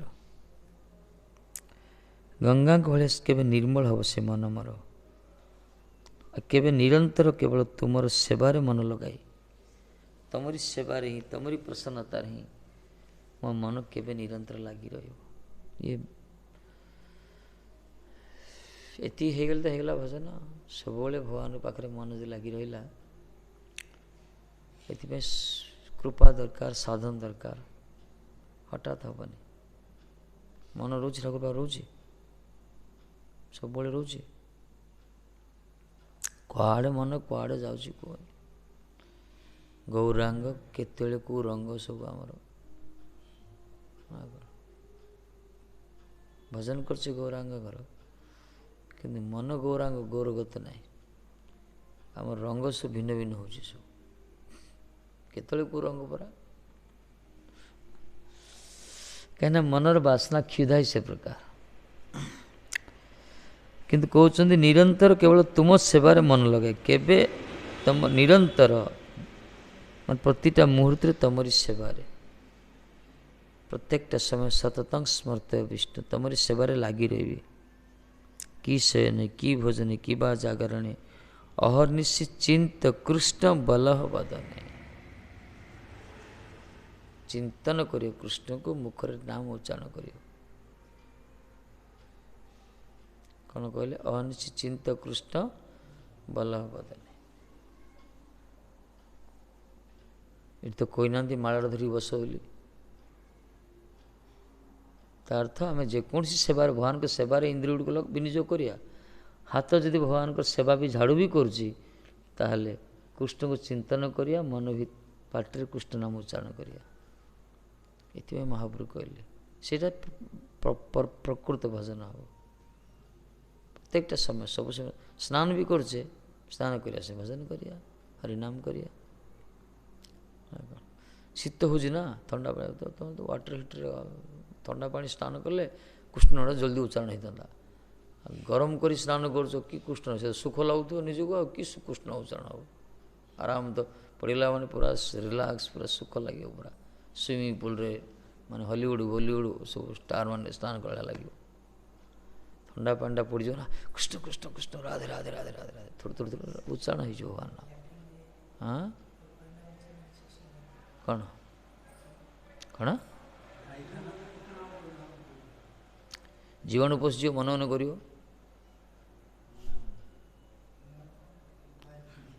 ଭାରି ପଡ଼ୁଛି, କୃଷ୍ଣ ଭରୁଛି, କ'ଣ କହୁଛ କ'ଣ? ସ୍ନାନ କଲାବେଳେ କରିବ, ପାଟି କରି, ସେଥିରେ କ'ଣ ଅଛି? କରୁନ କି ମନେ। ଆଉ ଯେତେବେଳେ ଲଘୁ ଶଙ୍କା କରୁଥିବ ବା ତୁମର ଡୋଲ ଡାଲ ଯାଉଥିବ, ସେ ସମୟରେ ପାଟି କରି କୃଷ୍ଣ କରିବ ନା, ଠିକ୍ ନାହିଁ। ସେ ସମୟରେ ପଇତା ଗୁଡ଼େଇକି ଯେମିତି ପାଟି କରିବା କଥା ନାହିଁ, ସେ ସମୟରେ ମନେ ମନେ କରିବ।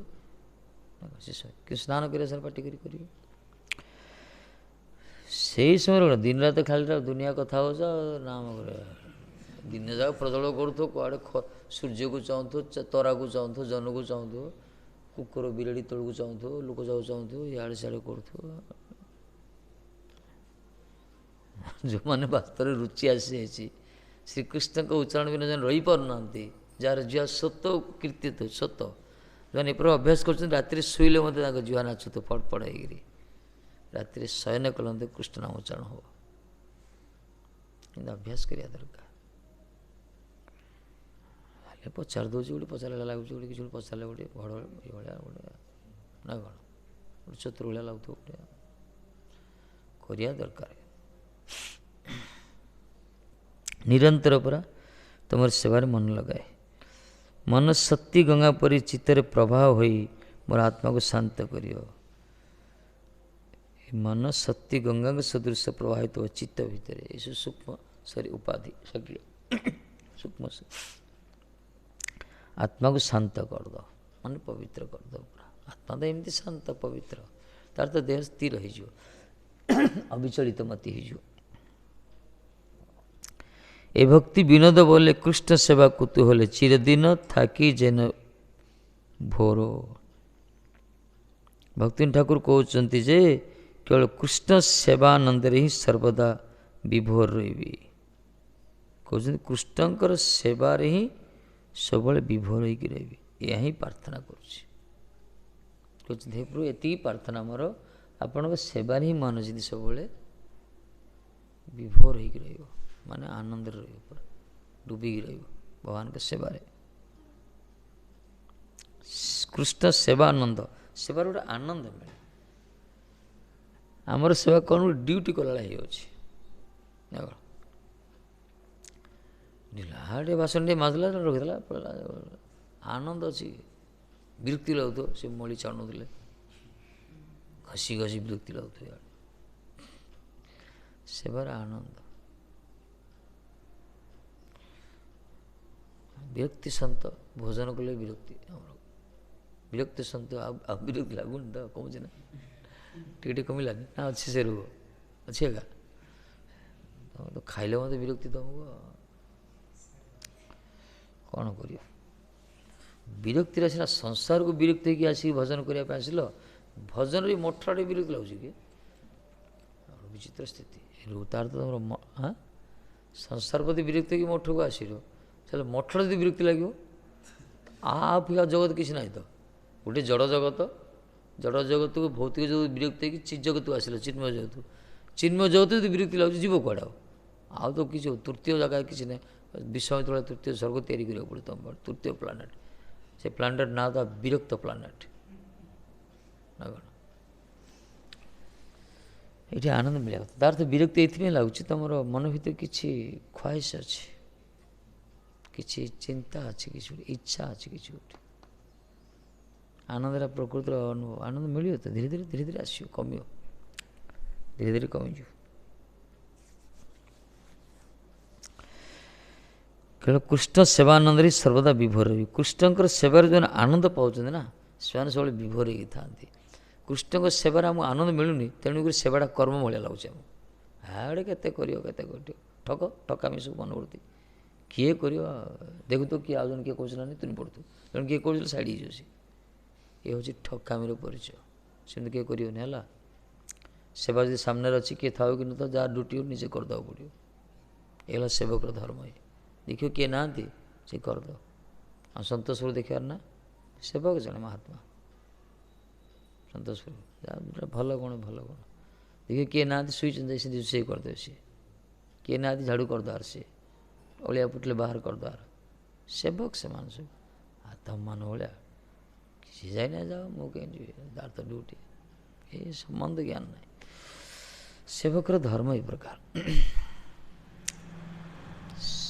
ସେବା ନିଷ୍ଠା ରହିବା ଦରକାର। ମୋର ତ ପୂଜା ଦାୟିତ୍ୱ, ପୂଜା କରିଦି ରୁମ୍ରେ ପଶି କବାଟ ବନ୍ଦ କରିଦି, ସେ ମଠୁ ଠାକୁର କିଏ ନେଇଗଲେ ତ ଚିନ୍ତା ନାହିଁ ପୂଜାର। ଏମିତି ସେବା ଚାଲିଛି ସତେ। ଠାକୁର ଯଦି କିଏ ନେଇଯିବ, ଡାକିଲେ ଆସିବନି, ଉପରୁ ଓହ୍ଲେଇନି। ମୋର ତ ଡ୍ୟୁଟି ନାହିଁ, ବର୍ତ୍ତମାନ ଟାଇମ୍ ହେଇନି, 3-4ଟାରେ ଖୋଲିବା ନା। ଏମିତି ନାହିଁ। ସମ୍ବନ୍ଧ ଯାହାର ଥିବ, ଯେମିତି ଛୁଆ ସହିତ ସମ୍ବନ୍ଧ ମାଆର ଅଛି, ସେ ଛାଡ଼ି ରହିପାରିବ କି? ନଜରଟା ଥିବ, ଘରେ ରୋଷେଇ କରି କାମ କଲନ୍ତି, ଯାହା କଲନ୍ତି, ନଜରଟା ସେଠି ଥିବ, କୁଆଡ଼େ ପଳେଇଲା ଛୁଆଟା ବୋଲିକି। ଏ ପୁରା ସମ୍ବନ୍ଧ ରହିବା ଦ୍ୱାରା ଠାକୁର ସହିତ, ବୈଷ୍ଣବ ସହିତ।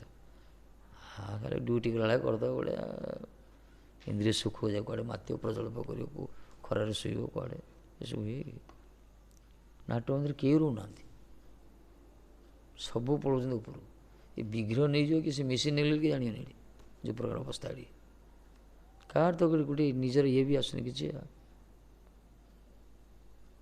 ଥଣ୍ଡାକୁ ଡରି କିଏ ଶୋଇଲେଣି, ଯାଉ ସେ ଆମର ଗୋବିନ୍ଦପୁର ଆମର ସେ ଗଣପତି ଶୋଉଛନ୍ତି ଥଣ୍ଡାରେ, ନହେଲେ ଇଏ ବି ଖାଲି ପଡ଼ିଥାନ୍ତା। ସୁଖ ସମସ୍ତି ଦରକାର, ବୁଝିଲ। ସୁଖ ତ୍ୟାଗ କରିବା ଦରକାର। ଭଗବାନଙ୍କ ପ୍ରସନ୍ନ ସୁଖ ତ୍ୟାଗ, ସେଇଟା ହିଁ ଭଜନର ମାର୍ଗ।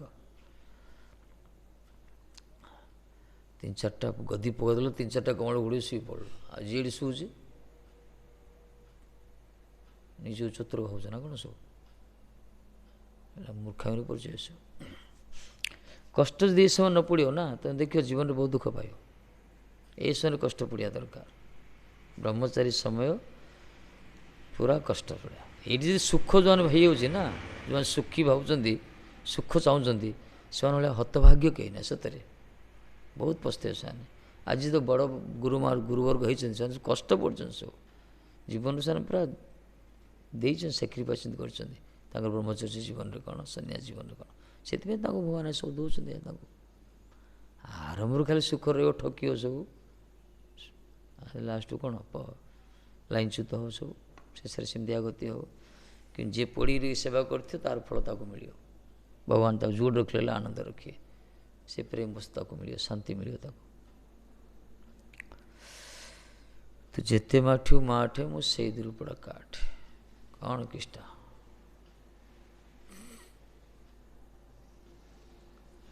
ଗାଡ଼ି ତ ଚାଲୁନି, ହବ ଧୀରେ ଧୀରେ ହବ, ଆଉ କ'ଣ କରାଯାଉଛି, ସମୟ ଦରକାର।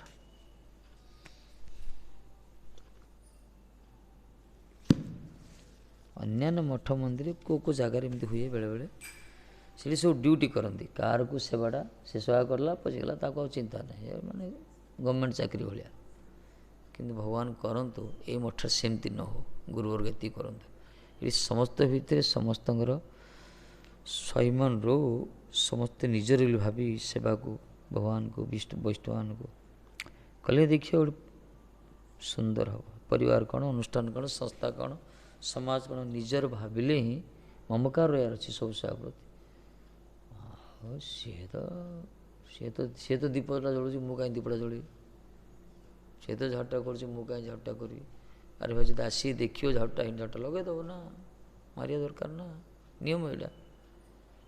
ତାର ତ ଡ୍ୟୁଟି, ମୁଁ କାହିଁ କରିବି? ଏଇଟା ହୁଏ କି? ଏଠି ବୁଝାଉଛି ସମ୍ବନ୍ଧ ଜ୍ଞାନ ନାହିଁ କାହାର ନା, ଏଠି ଦେଖୁଛି ମୁଁ ସତରେ। କିନ୍ତୁ ଆମମାନେ ଯେତେବେଳେ ଥିଲୁ ଏଇ ପ୍ରକାର ନଥିଲା। ଆମେ ଯେତେବେଳେ ବ୍ରହ୍ମଚାରୀ ଆସିଥିଲୁ ମାୟାପୁର ରହୁଥିବାର, ସେଠି ସେବାର ଗୋଟେ କମ୍ପିଟିସନ୍ ରହୁଥିଲା ସେଠି। ମାନେ ସେ ବିଶ୍ୱାସ କରିନେଲି, ରାତି 2ଟାରୁ ଉଠି ପଡ଼ିବାର ସବୁ, 1:45 2ଟାରୁ ଉଠି ପଡ଼ିବାର। କାଳେ ମୋ ନାଟ୍ୟ ମନ୍ଦିର କି ଝାଡ଼ୁ କରିଦେବ କି, ରାସ୍ତାଟା ଝାଡ଼ୁ କରିଦେବ କି, ଏଇ ପ୍ରକାର। ମାୟାପୁର ମଠରୁ ଧରିକି ଗଙ୍ଗା ଘାଟକୁ ଏପଟୁ ଯୋଗପୀଠ ପର୍ଯ୍ୟନ୍ତ ଝାଡ଼ୁ କରିବାର ବେଳେବେଳେ। ସମ୍ବନ୍ଧ ରହିବା ଦରକାର, ନହେଲେ ହେବ କି? ହାଡ଼ିଆ ଆସୁଛ, ଆରତି ଅଧା ହେଇଥିବ, ଷ୍ଟାଇଲ୍ ମାରିକି ସବୁ ଆସିବ, କେତେ କହିଲେ ହେବ କ'ଣ? ସମ୍ବନ୍ଧ ନାହିଁ ବାସ୍ତବରେ। ଗପ ମାରି ଶୋଇଥିବେ, ଗପ କରି କରି କରି ଶୋଉଛନ୍ତି, ସକାଳୁ ଉଠିଲେ ଘଣ୍ଟାରେ ବାଜେ ଗୀତ ଯେତେବେଳେ ଆରମ୍ଭ ହେବ, ଶ୍ରୀ ଗୁରୁ ଚରଣ ପଦ୍ମ ବେଳକୁ, ତାପରେ ବନ୍ଦମୁଇଁ ସାବଧାନ ସରିଲା ପରେ ଆସି, ହଁ ଦିନେ ଭଳିଆ ହେଲା, ଶରୀର କଷ୍ଟ ହେଇଛି ରହିଲା, ସବୁଦିନ କରିବ ନା ତା ବୋଲି। ଇଏ ଗୋଟେ ଆସିବ ପୁରା ମାନେ ନଙ୍ଗଳା ଭାତଲା ଦୌଡ଼ି ଦୌଡ଼ି ଆସିବେ, ଲଳିତ ପୁରା ଅଧା ହେଇଥିବ, ଦୌଡ଼ି ଧୁଡ଼ଧାଡ଼ କରି ମନ୍ଦିର ଖୋଲିବ। ତ 5 ମିନିଟ୍ 10 ମିନିଟ୍ ଆଗରୁ ଆସିବା ଦରକାର। ପ୍ରତିଷ୍ଠିତ ଗୋବିନ୍ଦ ଶ୍ଲୋକ ଉଚ୍ଚାରଣ କରିକି ପ୍ରାର୍ଥନା କରି ଠାକୁର ଉଠାଯାଏ। ଟାଇମ୍ ଯେତେବେଳେ ଗୀତ ଅଧା ହେଇଥିବ ଆସିବ, କ'ଣ କରିବ? ଏଠି ଖୋଲିବାକୁ ପଡ଼ିବ। ସେବା ହୁଏ କି ଏସବୁ? ସେ କୁକୁର ଦେଲା ଫୋପାଡ଼ି ଦେଇକି ପଳେଇବ, କୁକୁରଟା ହେଇଥାଏ ଭିକାରୀ ଦେଲା ଭଳିଆ, ସେ ଧୁଡ଼ଧାଡ଼ କରି ଖୋଲିଦେବ, ଯାଇକି ଲାଇଟ୍ ସୁଇଚ୍ ଅନ୍ କରି କରିଦେବ। ସେମିତି ନୁହେଁ ସେବା। ସେବାର ଗୋଟେ ସମ୍ବନ୍ଧ ଜ୍ଞାନ ରହିବା ଦରକାର। ଦେଖିବ ତାର ଅନୁଭବ ହେବ ଗୋଟେ। ଡ୍ୟୁଟି ଗଲାବେଳେ କରୁଛନ୍ତି ଆଉ କ'ଣ? ରାତି ସାରା ସୁଖରେ ଗରମରେ ଶୋଇଥିବ, କମଳ ଫଳ ଢାଙ୍କିକିରି ପୁରା ଗରମ ପାଣିରେ ସ୍ନାନ କରୁଥିବ, ଆଉ ତୁମେ କେଉଁ ଠାକୁର ଆସିଲେ ଗୋଟେ ଗାଡ଼ିଟା ଧୀରେ ଧୀରେ ଚାଲିବ ନା।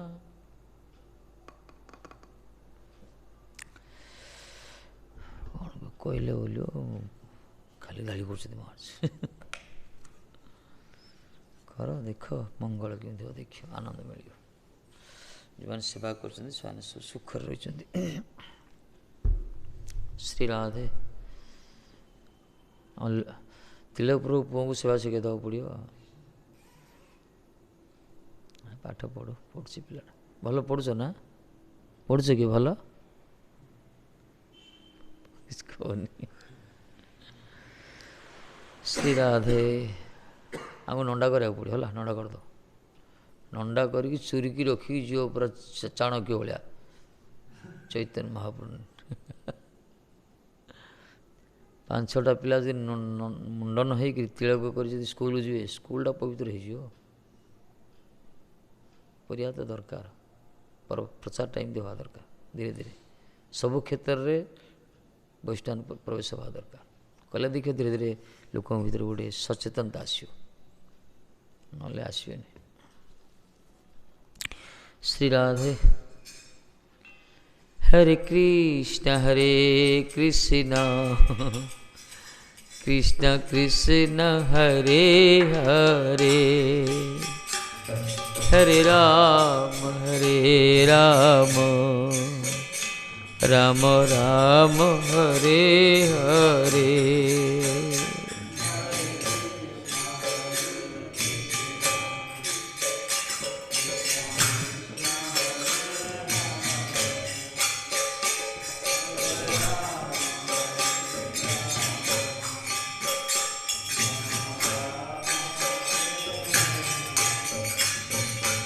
हरे कृष्ण कृष्ण कृष्ण हरे हरे, हरे राम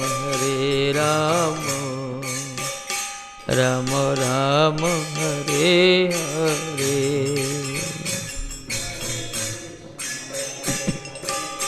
जय हो।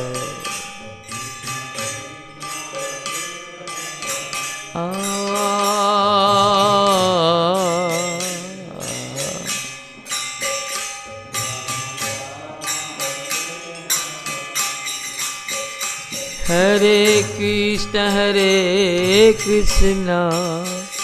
कृष्ण कृष्ण हरे हरे, हरे राम राम राम हरे हरे।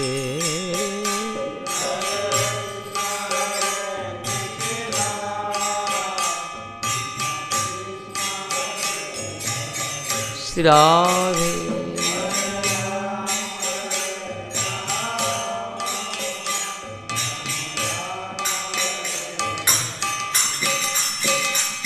हरे कृष्ण कृष्ण कृष्ण हरे हरे, हरे राम राम राम हरे हरे।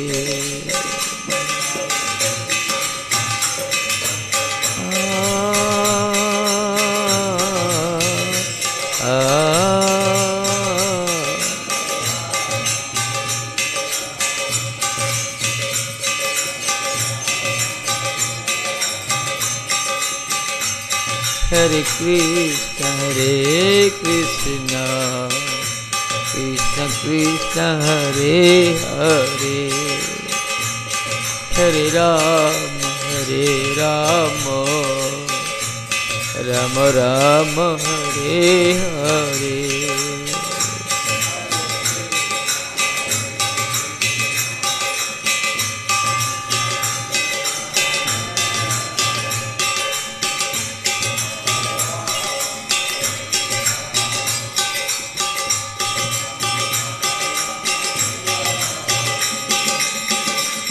जय निताय जय गौर, जय निताय जय गौर।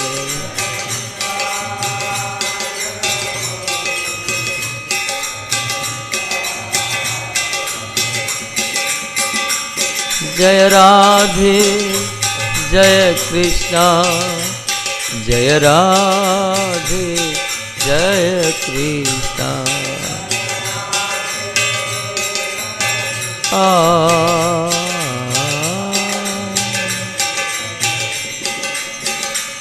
जय जय गुरुदेव तिल गुरुदेव, जय गुरुदेव तिल गुरुदेव।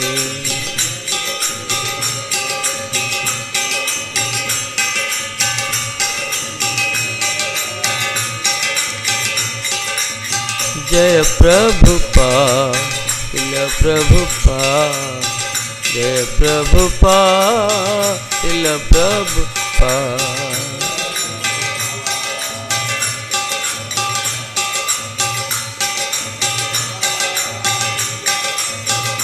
निताय गौर हरि बोल, हरि बोल, हरि बोल, हरि बोल।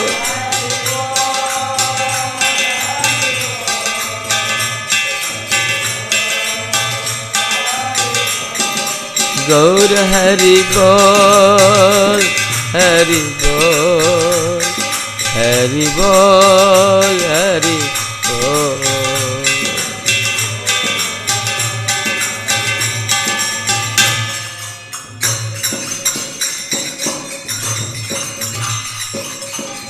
जय श्री श्री गुरु गौरांग आंधरिका गिरिधरी राधा कुंज बिहारी सरकार की राधा माधव मदन मोहन जी की जय हो। तदे पिता ते संध्या पाठ कृति श्रीमद् भागवत महापुराण तदे पारंज बादन सुख से परीक्षित महाराज बलदेव विद्यासन प्रभु जी विष्णु पाठक श्रीधर स्वामी की जय। जय जय जय रामाचार्य श्रीधर जय जय विष्णु माधव भक्ति परिश्रम भक्ति सिद्धांत सत्य से प्रभुपाद की जय। जय रूप सनातन भट्ट रघुनाथ जो गोपाल भट्टदास सड़क से वृंद की जय। सबांध से परिकृत सपस्त प्रभुपाद पृष्ठ की जय। नामाचार्य श्री हरदास ठाकुर की जय। संवेत भक्त वृंद हरिनाम से जय जय श्री राधे।